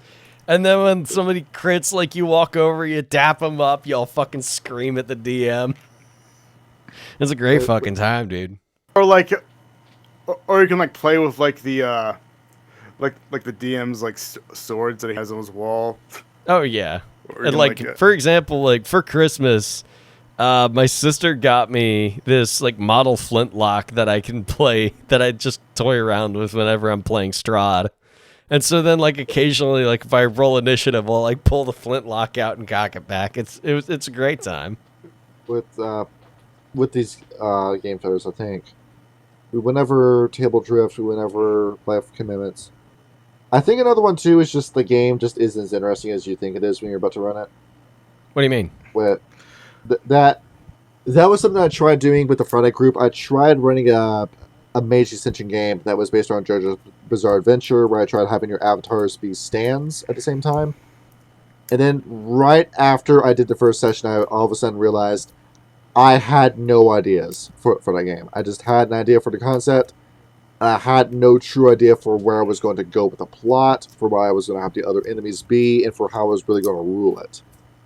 And it turns out that, going to the second session, I just started off and said, hey, so it turns out that this idea is not as thought of as I thought it was going to be. Let's try doing something else. That's how to awkwardly say that session. Well, you know what? I mean, right now in Rage, Rage Across Vegas, this is probably the loosest I've ever done. And sometimes you just gotta have faith that the players actually lead things into the right direction. And if things get, and you know what? Here's a little secret that I can tell any new D&D players, or any players at all. What? Just to come close and listen. What do we got? So, you can just make up dice on the spot. That is true, yes. You don't need to make stats of all of your NPCs. Oh, I just towards the end of D&D, I just stopped writing stat blocks entirely. Dude, I am so guilty of that. Literally, you do not need to keep track of health all the time. You can just keep going until they actually get tired and just say that you've killed them. You don't have to keep track of arrows all the time. I always have the moment to be what matters more, because when we did that Yu Hakusho game that we just did, Babaki had 10 more levels of vitality left. on his stat sheet. But with the way that fight was going, I decided with that attack, it just feels too cool for it to not be the killing blow. Yeah, that makes sense. So I just quickly rewrote that as I went along. But for the stat sheets I write, I don't fully stat out characters in World of Darkness at all. I just have a rough idea as to what I'm going to have the dice pool be, and I just go along with that. Yeah. And that's just... I think the... And it's a lot easier to do with Werewolf because spirits have 3 stats. It's great. Just rage, gnosis, and willpower, and then that's it. It's great. It's so easier. I don't know. I kind of felt like I had to do that for Vampire because I try to avoid just using one stat to rule them all. I'm like, they gave me the whole character sheet. I'm going to use the whole character sheet. And if it's going to be, it's like you're trying to propose a point at a very fancy business meeting. No, roll etiquette. That one stat that nobody uses. Roll etiquette. How well do you come off to these prissy assholes? Okay, you need to tell me something about architecture. Roll me academics. When it comes and to... you can also make up powers on the spot if you want to, as long as you keep it consistent. Yes. And you have a very damn good reason as to why that power exists. But don't go crazy with it. When it comes to a field game, do you want me to tell the Minnesota-Minute story? Because some aspects of that game I just cannot say out loud on YouTube because we'll probably get community strike for it. Which one? Minnesota Midnights. Get an abridged version if you can. So that was a game that took place in Minneapolis during May 2020. Yep. Just let that thought sit with you for a minute. Oh, I see. And a certain someone who died in that riot was in the story a wormish plant who died on purpose to start a riot. Oh boy, I can see why this didn't go well. So when I found out that that's where Sox was going with it, I had to stick around. When he was running Minnesota Midnights, I was fully on board with the project when he was running it.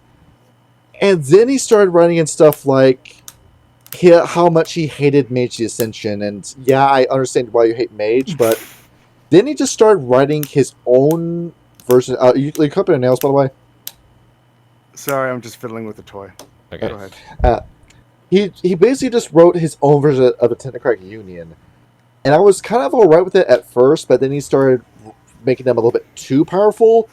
It would have made sense if this was like a fringe group of former technocrats that broke away from their mind control and started their own faction, but then you made them so massive, and then you centralized them all in one state in the United States. And then, I probably should have talked him out of doing this, but he did get the idea from me, that they had a nuclear deterrent in just replicating the red star in the sky in the Umbra, and they would just release the damn star if they ever fell apart. So full-blown, like, fucking Samson option was what the group had, and that they wrote. Well, he certainly did set the stakes high, that's for damn sure. And then as the game went along, it started off fine, but I don't want this to be my identity. Like, I'm not saying this because I want you to see me as this or anything like that. When I made Paris Klassen for that game, that was a child guy, Galliard Metis, with the pierced veil as his Metis curse. I wrote him to be a gay character. And that was because I was finally getting comfortable in that skin for the first time. That there was a lot of shame with it that I've been feeling for my entire life, and I finally got to the point where, you know what, I'm okay with telling people this. I don't need to be ashamed about it anymore. Sauce proceeded to completely disregard everything I wrote for Paris as a character, and he left the true love merit, but instead of it being a boyfriend, it was a girlfriend. And that kind of hurt, seeing that. And as it turns out, no, it wasn't because of an honest mistake. It's because the man honestly hated gay people and didn't really put two and two together with me. So it was really fucking... It just felt kind of gross for him to do that. Yeah, and then I just stuck around this game still because of that, because, guys ran into this fucking game, I might as well stick around in the server and see what happens. And then as time went on, like the game started off fine with it being like a response, like saving some guys in the middle of a riot. And then he put an Earthbound demon in the game, just for the sake of doing it. And then that killed the campaign after he did that. Where that's a lesson for anyone who wants to run a game. Just because you have the idea for an encounter does not mean you need to put that encounter in the game. Especially if it doesn't make sense for it to be in the story. When you're making an encounter like that for your Chronicles, does it add to the plot? Does it add to the themes? Or does it add to a character's personal story? If it does none of those three things, do not do it. I know you want to do some encounters for fun. I know that you have a fun idea that you want to do, but if it does not contribute to the story, just save it for another campaign. Yeah, exactly. Just do it. Just do it later. Like Kyle, you had the whole "My Name Is Mud" campaign with Richless Appalachia, but that makes sense though. And it still played in. It was still like a character introduction for the left. Yeah, there was. Although I will say this. If the player characters willingly going out into the wilderness where there are a lot of dangerous monsters out there, you gotta throw dangerous monsters at them as a punishment. That's true. If you're doing Milwaukee by night, or if you're doing San Francisco by night, you gotta remind them, hey, you're surrounded by a perimeter of Gero and Quajan. Exactly. Yeah. That's why, that's part of the reason I enjoyed running Appalachia was because, I could throw encounters out like that. Although even the encounters that I made, they certainly weren't random. But it also required you to not get lost and not get caught by the police. Those were going to be your two biggest obstacles. But thankfully, you guys spec'd enough in Drive and Streetwise where that wasn't an issue. But the one time you did get lost, you ran into Duke the Ravnos, who came very, very close to ghouling ends. And instead with Minnesota Midnights, that random encounter was running across a vigilante group that's known for being really racist, and it was basically just an exoneration of the entire racist group and saying that all the racist things they were doing was just fake news. Oh, boy. And I began to very quickly piece together that Sox was one of those right-wingers. You know, the same kind that we had to ban before with Whiskey Wolf in the server and that whole legend. Wasn't he talking a whole bunch of shit about me? Well, yeah, Whiskey Wolf is like an out-and-out white supremacist. So, yeah. And he was one of those guys that considered Jays to be a separate race. So that's should have cranked it up to 11 just to fuck with him. It would have been really fucking funny. Well, we banned him for saying shit about India, so that's true. Yeah, I can't just have a guy like that in the server. No, he was. I know that because I remember waking up the one morning and reading a whole bunch of Discord like, yo, what's going on here? And I think I talked to like 3 separate people. Like, no, he's gone. We're good. Okay. Because I ended up having to delete that entire fucking rant that he did. I had to be reminded of that inside incident because to me, he was over and done with. I only remembered him last week after JoJo brought him up. I don't know how he came up in conversation again, but I think somebody was making a joke about it. And then as the Minnesota Midnights game kept going after you introduced a fucking Earthbound, so it doesn't matter what we did. Sox, for whatever reason, was just super fixated with Paris and would only ever do scenes with Paris. Every other player in that game had a collective scene that only lasted 20 minutes. The other 2 hours of the session was just a scene with Paris. And if that's not crappy-ass storytelling, I don't know what is. Oh, no, I do know what is. The last session that he ran was right after he had the fucking truck crash. And it was a funeral scene where everyone at the table, including me, was dead silent for 12 minutes while he just had a funeral by himself and started fake crying into the microphone. So he basically wrote himself a eulogy? And that was the most awkward thing I've ever seen at a TTRPG before. I was just saying there, hands in the cup motion, over my mouth, just trying not to say anything. Yeah, that's a little awkward, I will say. Because I knew I was wanting to stop it, but at the same time I knew this guy's fucking freaking out to the truck shit. It kind of feels like, hey, it's more kind of eggshells when it comes to talking to this guy, and then he fucking sexually harassed the intergener, and then we banned him for it. So yeah, and that was the end of that story. But when I say that Minnesota Minutes was one of those shit show games, that's what I meant by that. Where I was looking at the insane racist rantings of a madman who is not welcome back and never will be welcome back, and I don't know why he thought Ryan was going to be his end guy to get back to the server. Probably because he hadn't heard it at the time, but I think he did. He was still messaging Ryan for 3 months after that. Jesus Christ. Yes. Hey man, if you're gonna be a dick, we're not gonna let you back in. That's just how we do it. It's the plain civil. They're like, why'd you even want to get back in for? Like, what were you trying to prove? I don't know. Dan, what are you eating for dinner? I can hear it. Cereal. Greek salad. Oh, okay. I heard fork, bowl, and crunch, and I'm like, okay, what's bro eating? You had a flashback to when you watched Get Out with the scene with the spoon and the teacup. I actually don't remember that. I actually didn't watch Get Out. Now that I realize it, you're not really missing anything with that movie. It's really overhyped. Is it? I don't know. Yeah, it's not that good. Bad campaigns. My turn to tell a story. You got an idea? Yeah, I got a story. Let's hear this. So this is when we were playing D&D 3.5. Yes. For those of you out there who never played it, it is kind of like Pathfinder or Mathfinder, but worse. It's just worse in every which way. Yes. Worse in that there's more math. Yeah, and I'm bad at math, so no, I wouldn't do good at that anyway. Because it's a game that's made for like smart fans, where you want a really specific, really number crunchy game, and then it's there for you, but don't expect you to join a new crowd. Especially how TTRPG players just start gradually losing patience for this kind of shit.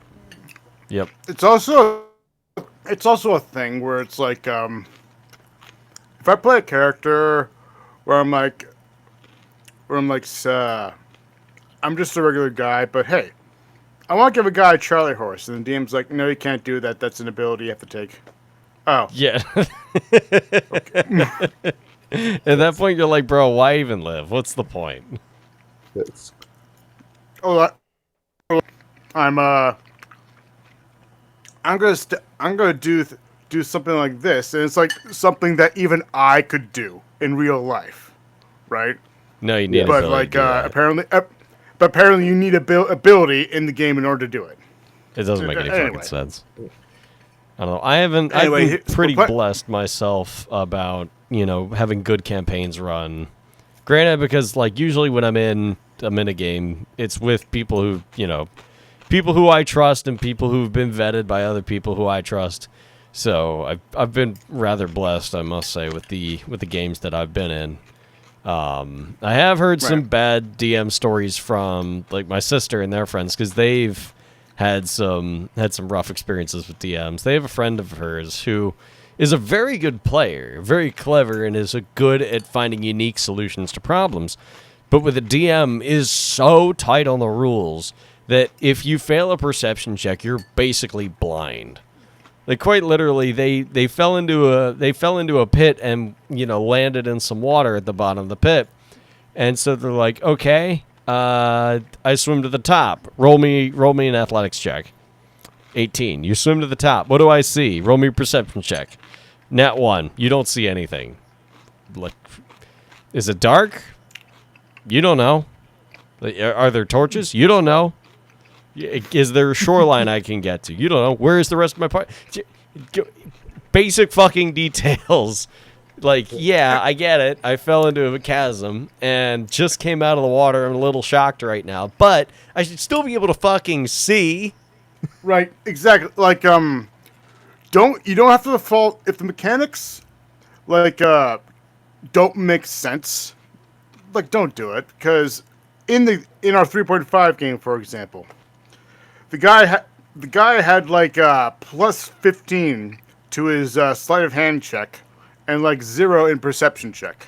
So he sleight of handed his own pants, and he succeeded.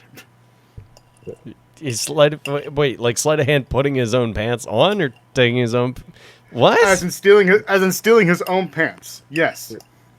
Exactly. I mean, that's kind of funny, but at the same time, completely just it didn't need to happen.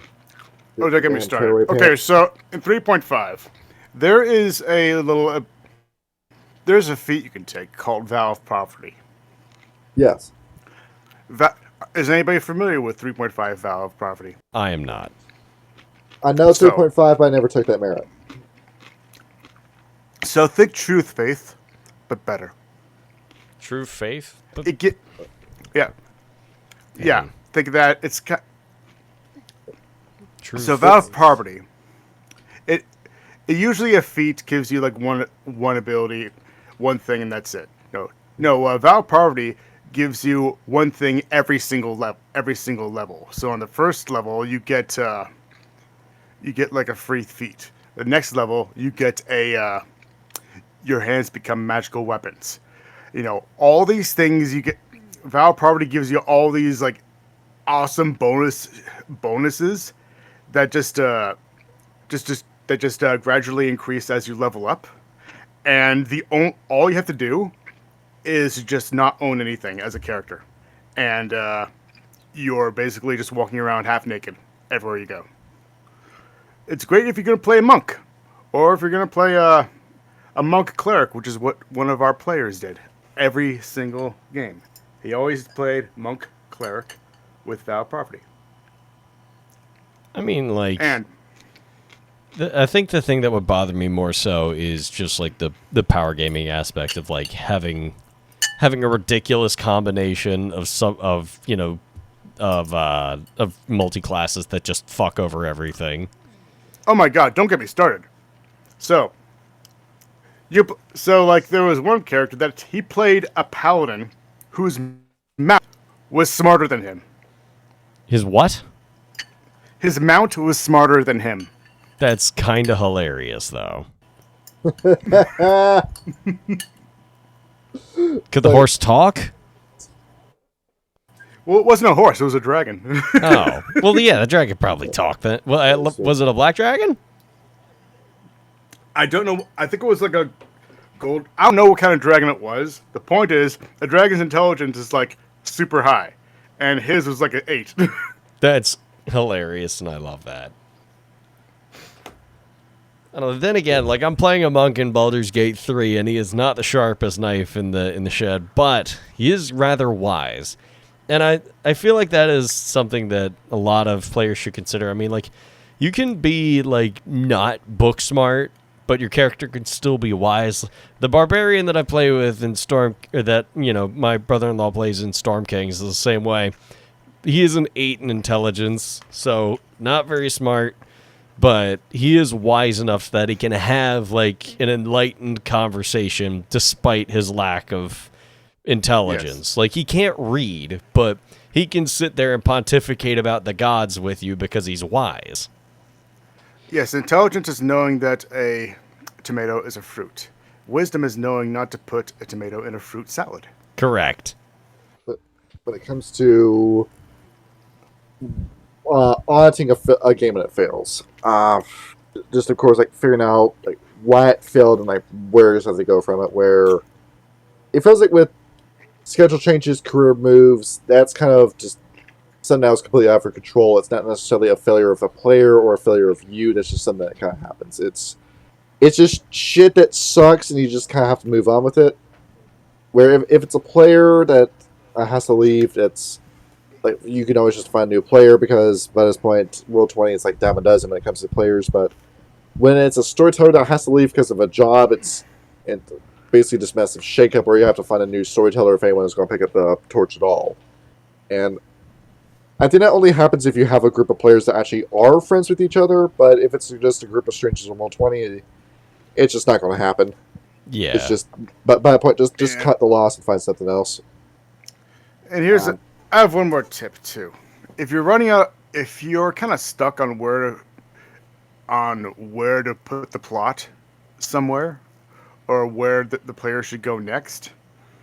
Again, there's nothing wrong with throwing an adult red dragon right into the middle of them just talking things out. If you put the players on the brink of death, and where they have to struggle to survive, just put that into the story. Just plop it right up in there. Nobody will know. When it comes to the system or like the format of a game, if it's campaign length, I feel like you should always establish with the group that how long your campaign is going to go on for from the get go. Like for example, with Minnesota Midnight, that was a game that kept going even after it really ended, and it shouldn't have gone any further than that. So always establish how long you think this is going to go on for, because Dan, I remember you were skeptical with me when I told you that Raid Trust Egypt was only going to go on for like 8 to 10 sessions. Yeah, I was kind of disappointed in that because I don't know. I can't because I wanted like I was hoping to like play a character that play like a werewolf player character that goes beyond just rank 1, you know. But keep in mind, every session that we ran was 2 hours. So when it comes to length, that's 32 episodes of The Simpsons in length. What do you think about that? Yeah. I suppose that makes sense. I mean, to be fair, I don't know about that because, like, I don't really have a plan. Like, I know when the story is supposed to end when I start a game. But, getting there, it all depends on the group and what they decide to do. So, like, same thing with Appalachia. Is like, I didn't know when Appalachia was going to end, but I mostly took a gauge of how the group was feeling. It was mostly just serendipity that the game ended where they did with the big boss fight with Chase Carter and his deputy, his Scourge. And that felt like a boss fight. I think that was like one of the only fights that I had made in that game where you guys actually kind of sweat a little bit. And so I feel like that had a lot to do with it. So that one was just kind of blind luck on my part. But I mean, like, you always have to prepare for like if you throw an idea into the game, always have an exit plan if things go south. That's the way I see it. I mean, like for example, for like Rage Across Vegas, I could have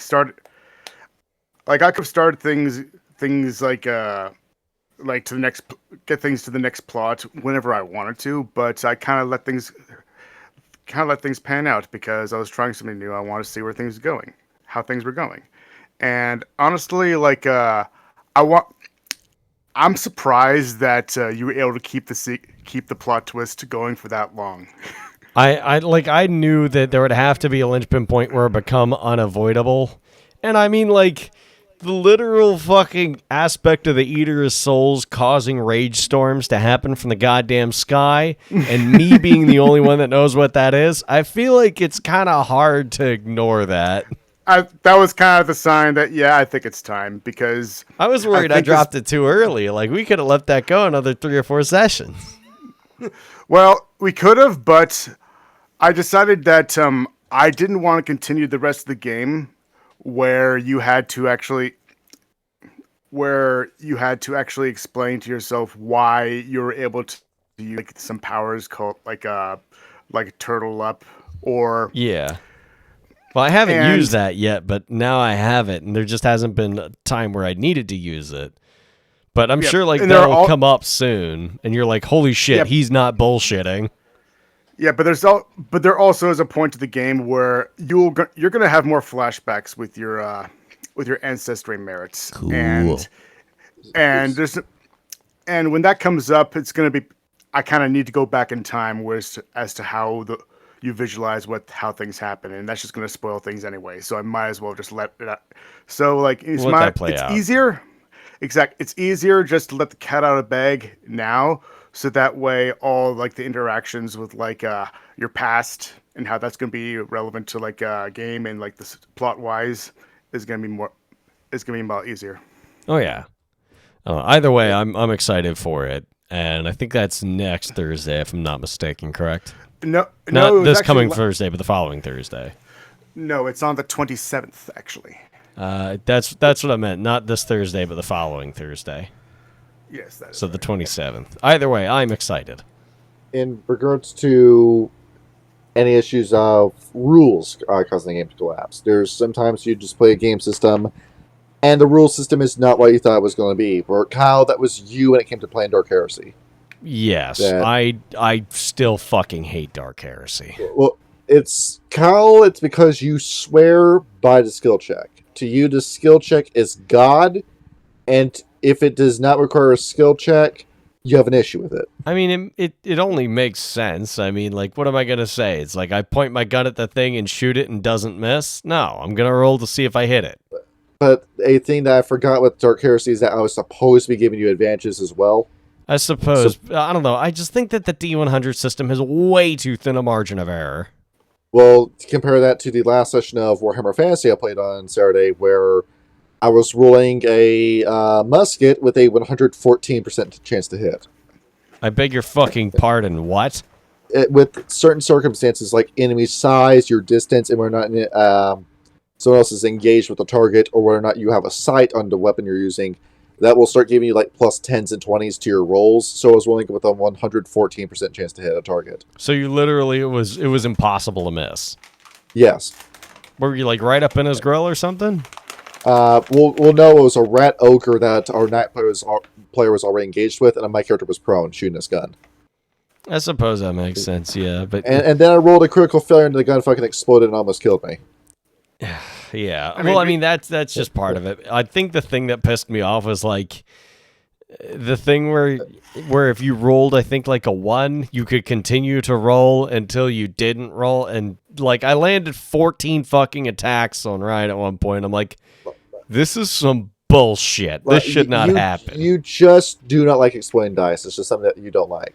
It that's the reason just why doesn't make any fucking sense. And that's why I don't do that with 10s. Like, because there's also a rule with World of Darkness where when it comes to rolling 10, I do it the way that I think it was Haunted Reckoning that I read this from, where 2 10s equals an extra success. I like that better. But there was also a saying where if you roll a 10, you also roll an extra d10 on top of that. But then it also presents the issue of it being a 1, and you have to decide whether or not that 1 takes away from successes or adds successes. And then if you roll another 10 on top of that, Greed will do exploding 10s when he runs his games. Yeah, I'm not a fan of the exploding 10s rule. I think it's dumb. Which is why I will never... To be fair, any gun in a game is kind of hard to implement because in reality, when you shoot somebody, it should actually kill you if it hits you right. Yeah. I was streaming a fucking video on the server. We went on True Crazy Videos in the server while streaming one time. And we pulled up a video. It was a police video where a guy got shot in the chest with a gun 12 times. It took the 12th bullet from him to finally drop. How much meth did that guy do? Well, he broke a stick over a cop's back, and that's where he got shot. Maybe he's just built mad different. Who knows? And it's the whole thing with like the instant death blow. Like you get shot and you just keep going. Like you fucking drop because you got lead inside of you, and your body feels that in response, and that's why you fucking fall over. But you could still get up and keep going depending on how much adrenaline is in your system. Oh yeah. And even then, it's going to take a while for that blood to come out. I mean, like, hell, you hear stories about that in the military where it's like somebody gets shot and they've just got so much adrenaline in their system that they just keep going, and then they fucking collapse and wake up 3 days later in the hospital. The bath salt rage. It's that Florida man rage. And with the exploding dice, that's also the reason, Kyle, why I've never recommended Deadlands or Savage Worlds to you. Yeah. Because, but it's also... With some rules of the War of Darkness, I'm able to foresee some of this shit ahead of time. Because with that Wraith game that I ran, I did not have players play each other's shadows. I knew that was going to cause conflict, I just did not do that. Instead, every shadow was me. Well, that makes sense. I mean, as the DM, it's your job to set up antagonists. And I don't know why that wasn't the rule to begin with. That was just... Yeah, because I don't want to play 2 characters. It's too much work. It is. I suppose you'd never be down to play Chaos Factor in that case, or Under a Blood Red Moon. I'd be willing to do Under a Blood Red Moon myself. I remember we read the book and I thought it was interesting. Suck dick. And then when it comes to system fatigue as well, Mage the Ascension, the first time I tried running it was disastrous, and I began to very quickly realize I needed the Paradox system more than I thought I did. Because if I did not use that, then fucking mages would be unstoppable, and it is a bad idea to have mages fight other supernaturals, not for mages to fight other mages. That's how I want to do Mage Ascension. And learn the lore and play Magic the Gathering. Then Mage will make sense too. And then the last big issue with fucking World Darkness rules fatigue was me learning that changing to Dreaming 20th edition is fucking awful, is genuinely bad game design. I should have been running 2E from the get-go, which I started doing, and then fucking Entertainer threw a fucking stink about it because Metamorphosis stopped being the I win encounter spell, which is the only reason why he fucking took that ability. I mean, there is dominant strategy that is hard to overcome in some cases, so... Well, because that was the thing with changing to Dreaming, like, 20th edition, every power in that game is just the I win encounter button. It just, every fucking power in changing to Dreaming 20th edition is that. And it's not fun to play a Changeling because of that. And... but also along with that too, when we do, with the second group, we'll do like a holiday one-shot. Mork was a game that we ran, and I was fully on board with it, but I remember Lone had issues with it because Lone wants complexity from RPGs. He's not okay with just having it be a character sheet where you only have 4 stats. Yeah, you need to have a little bit of crunch to it. And it's also why I am fully prepared to run Bluebeard's Bride, but I'm also apprehensive because that is a game that has no dice rolls, it's only coin flips. What? Wait, what's this? Bluebeard's Bride. First I'm hearing of this. It's a game where you play as 5 different psyches of one shared character. Oh, kind of like we did for Mage Killer 7. Yeah, but it goes down like a psychological horror route. If you're familiar with the original Legend of Bluebeard, or there's a manga series that was on my mind when I was reading the rules for Bluebeard's Bride, Blood on the Tracks or Chi no Badachi, it's supposed to be on that level disturbing. But you only have 3 stats in the game, and they're all through coin flips. So it's okay. So I'm kind of like unsure of like who to recommend this to, because I'm fully prepared to run it, but I know some people just want that complexity in their games. Yeah, that's one where you kind of have to be very selective about 50-50 is kind of dumb to me. Yeah. And with pacing issues too, where if a game is just taking too fucking long, or if it's going too fucking fast, can also be an issue. Because like, do you prefer if the pace is fast or slow when you are running the game? I want the fast forward to be held down the entire time. Well, if that's the case, the best way, what you need to do is just run a game with only like 3 people. Usually your game is like 5 people, and like everybody wants to have their turn to actually do what they're doing off to the side. But if you have it minimized to just like maybe 3 people, then you can just like fast forward things a lot quicker. Yeah, when I was playing D&D, I had timers on my phone to gauging how long I should do a scene for each character before I switched to someone else. I mean, that's not a bad idea, but also I feel like it could hamper some of the roleplay potential. Like, you probably noticed, like, in Miami, there was quite a bit of screen time for Nozomi because he had some genuinely interesting things to say. Same thing with Mike, especially in the case of when he's having a conversation with Levi Shrensky, because that's his sire. He needs to talk to him, and he's, an important antagonist in the plot. Even more so, or not really even more so, but also similar case when it came to Logan interacting with Oscar, and now it's going to be Logan interacting with Lisa, and once again Carter interacting with Rufus. When somebody gets on a hot streak, it's good to let that scene ride. Where if you're saying something that's interesting, I'll let that play out, but if it's just small talk, then we gotta go into something else. I mean, there's nothing wrong with a little small talk. I mean, sometimes it's that small talk. Well, not too much small talk. No, but like enough of it can really like help flesh out a character beyond their greater motivations. Like earlier in Miami, we were all just kind of like sitting around talking about the music that we liked, and how everybody came to a consensus that yes, we all indeed love Johnny Cash. When it comes to small scenes like that, where it's like.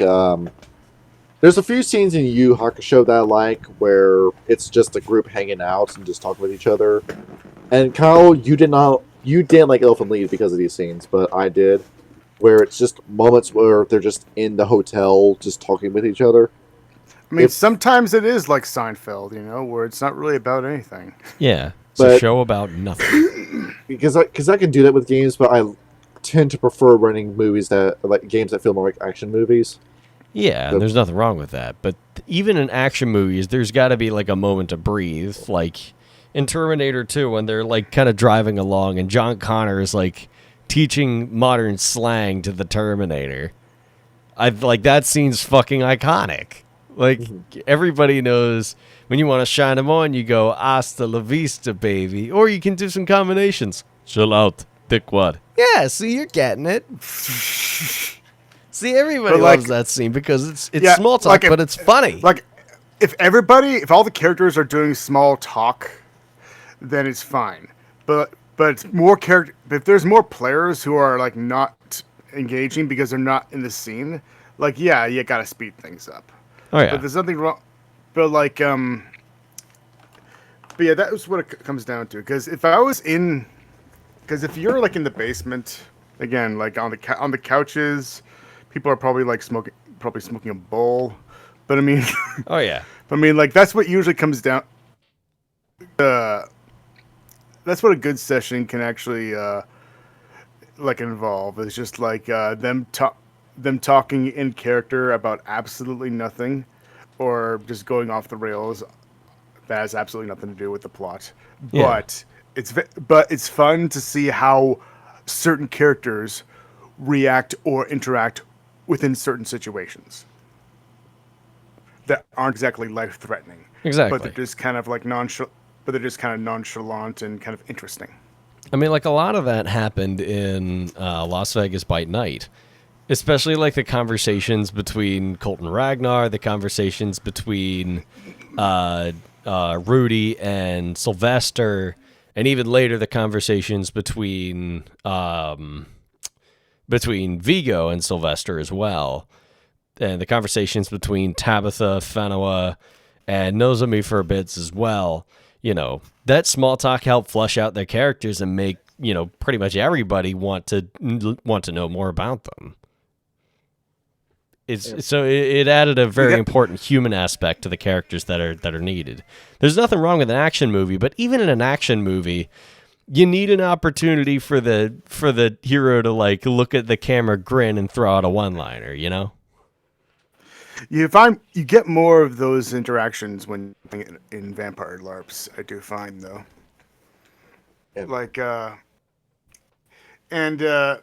you learn. I think you do learn how to just talk about absolutely nothing. The more you tend to actually plan those. And when it's hard, and it is harder to kind of translate that when you're doing it in a tabletop because, it's not like the plot because the plot kind of relies on the players to keep it moving forward. It does. As opposed to just going off into the corner, gathering on the brouhaha to play poker and placing a bets on. Yeah. Just placing bets on hey, okay, whoever wins this hand has to say something nice about the prince to their face. And I don't know. That'd actually be really fun. That actually happened in one of our That's in one great. Of our games. I love that. And they lost, so they had to say something nice to the host who was a vendor, and they were all brouhaha, and it actually kind of freaked them out. It freaked the guy out because why are these brouhaha being nice to me? What's going on? Exactly. Yeah, that's great. Yeah, and then the vendor went up to me and was like, "Okay, what do you want?" I'm like, "What are you talking about?" Something's going on, and I want to know what you're doing. That's hilarious. How a misunderstanding drove the plot. Absolutely. When it comes to where not a game was bad when it ends, some of the stories I've told in the story before, and some of the stories I told during this episode, if you got a shitty dungeon master, if you got shitty players or anything like that, or if it's just a hostile, it's not just awkward, it's a hostile environment. Get the fuck out of there, or you're doing nothing wrong. You just need to go ahead and leave. But if a game fails and it's you as a player in a game you're not really a fan of, if you've been with this group for a minute and you've done some games like this before, just let them know that hey, this isn't really like the kind of game I'm interested in. I've enjoyed playing the games with you before, but this just isn't what I want to do in this game. And There's nothing wrong. Don't get your feelings hurt if a player wants to leave, and don't be afraid to actually tell the truth about whether a game is not your thing. It's all about transparency. Yep. Communication, And much like in any relationship, is lethally important. And don't take offense if people don't like your game. Whatever. It's just fine. at the end of the day, it's just a game. It is just a game, and that's what it is. Does absolutely comes down to. It is just a game. Because the chief reason I want to go back to Las Vegas by night is just because of just what a fucking ass I made myself in the middle of that. Well, no, I mean, you tried out a build, it didn't work. There's nothing wrong with that. Well, no, it's not just the build that was wrong. It was like a fucking character that was wrong in fucking lore. While I'm supposed to be like the lore channel guy. I just completely fucking forgot what the Ivory Priesthood was supposed to be from the get go. And hey, people forget that happens. I made the same mistake with the Thanatos. It was just a bad fucking idea that I should never have done. Bad ideas happen. Maybe the Ivory Priesthood doesn't exist in my game. Because I am genuinely considering just going back through the Las Vegas videos that you've done so far and just editing out any scene that I'm in. You don't have to do that. I mean, like, it's just legitimately like that embarrassing. Then it kind of ruins a lot of the plot though, because it kind of makes things a little confusing. So I mean, he didn't really contribute anything. Well, to be fair, I mean, in a way, it kind of works because, like, if he's like doing this whole other thing and he's a menace, and the rest of the Silver Fangs already look down on him, wouldn't it make sense that he has nothing to do with the Ivory Priesthood when he says he's part of the Ivory Priesthood? I mean, if he's been berated like by every other Silver Fang that he's met so far in the plot, it kind of makes sense that he's not a good Ivory Priest. You've got Victor in my place for that, and you're good with the team of 4. So, I mean, and also the door is still open to have him come back as a Cyberdog. I'd rather not. I think that'd be cool. We get Cyber Jesus, man. That'd be sick. And when it comes to you trying to run a game, it's just you gotta say, "Hey, it doesn't work. I'm sorry, but the idea wasn't as good as it could have been. Would you mind sticking with me for like recycling and like trying out something else?" Because I've done that twice on Wednesday already. Because I was doing a girl game that I lost ideas for, and then Disco by Night with a new character that was supposed to be us retraining Metro as to what the word being considerate meant, and it didn't work. And and then we love you, Metro. And then I just finally got that after he ended a third campaign that JoJo was running and caused him to like flip the fuck out, like not just him but Metal and Chef too. I said, you know what, today's the day, motherfucker, out of here. And now we're off on doing Mage because Lista has asked me multiple times about Mage the Ascension and wanted to be a Mage player. So now we got that on Wednesday, and I doing this kind of did help. So I'm still thinking that there is still like the identity loss there. Because like Tuesday we're doing Fallout because I've been asked multiple times like, oh, you have a copy of the Fallout 2D20 RPG. Can we run a Fallout game? I said, sure. And then we've got Mage the Ascension with 7 people on Wednesday. That's a lot. Jesus. That's too much. We were about to have an 8th person. I had to say, sorry, bro, I can't do 8. Yeah, no, that's a bit tight. Like, Where 5 already is a pretty crowded table, but 7. The most I do is 6 in these games, but 7 that we're already past capacity. Yeah, that's pretty tight. I think you're going through your Jonah phase. Jonah phase? You're in the belly of the whale. Ah, I see. Okay. Shit just has been going right lately, and it's just weighing on me. It's like the one voice outweighing the crowd kind of fallacy. But it's like I said, dude. Just play. You'll remember why you started in the first place. But going further with the story of Jonah and the whale, God told Jonah, "Hey, go to the city, convert these people to Christianity, and God thinks, okay, that is not going to work. That is not going to work. Those guys are idiots. I'm gonna leave and go out.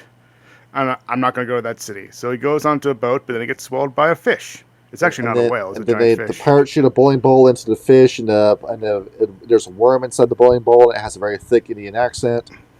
And then they bring in the gospel crowd, and they sing a song, and they get spat up into. Then he gets spat out. Yep. He goes to the city with a very grumpy face. Okay, fine. I will go to the city with the same attitude of looking. He goes into it with the same attitude as saying, "I've looked under this couch several times. My keys are still not there. Fine, I'll look under it one more time, and well, no, of course they're there.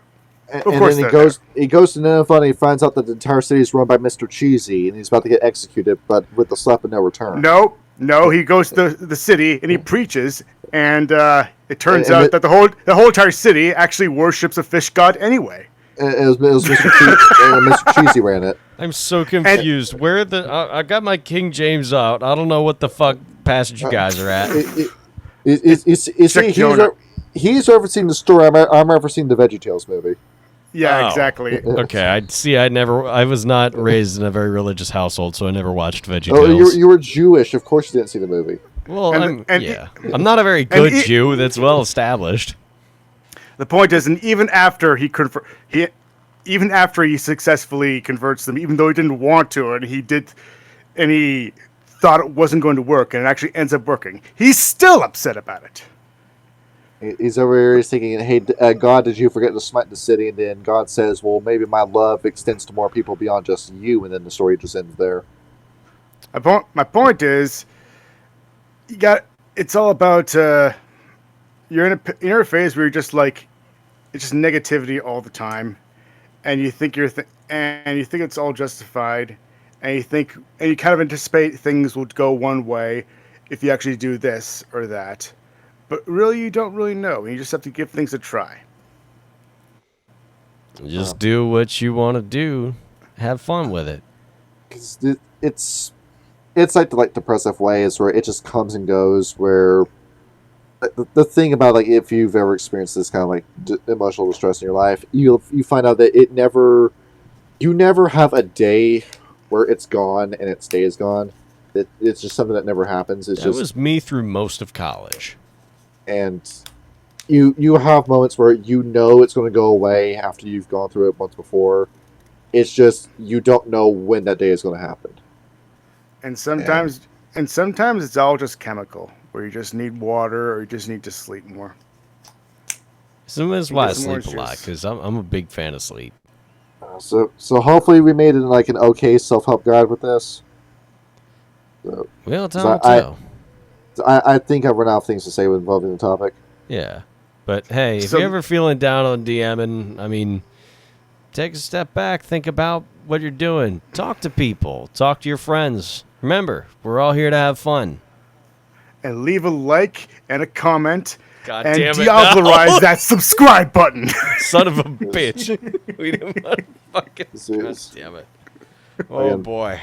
But send us money on Ko-Fi, and we will not declare it as taxable income. That's what you're supposed to do. That's the whole point of Ko-Fi. No, it's tax evasion. That's what you do it for. Yep, and you know what? God bless you. You're supposed to pay taxes. Right. And I gotta get going because I have to go to work soon. All right, good night, sir. Yeah, thank you for this. All right.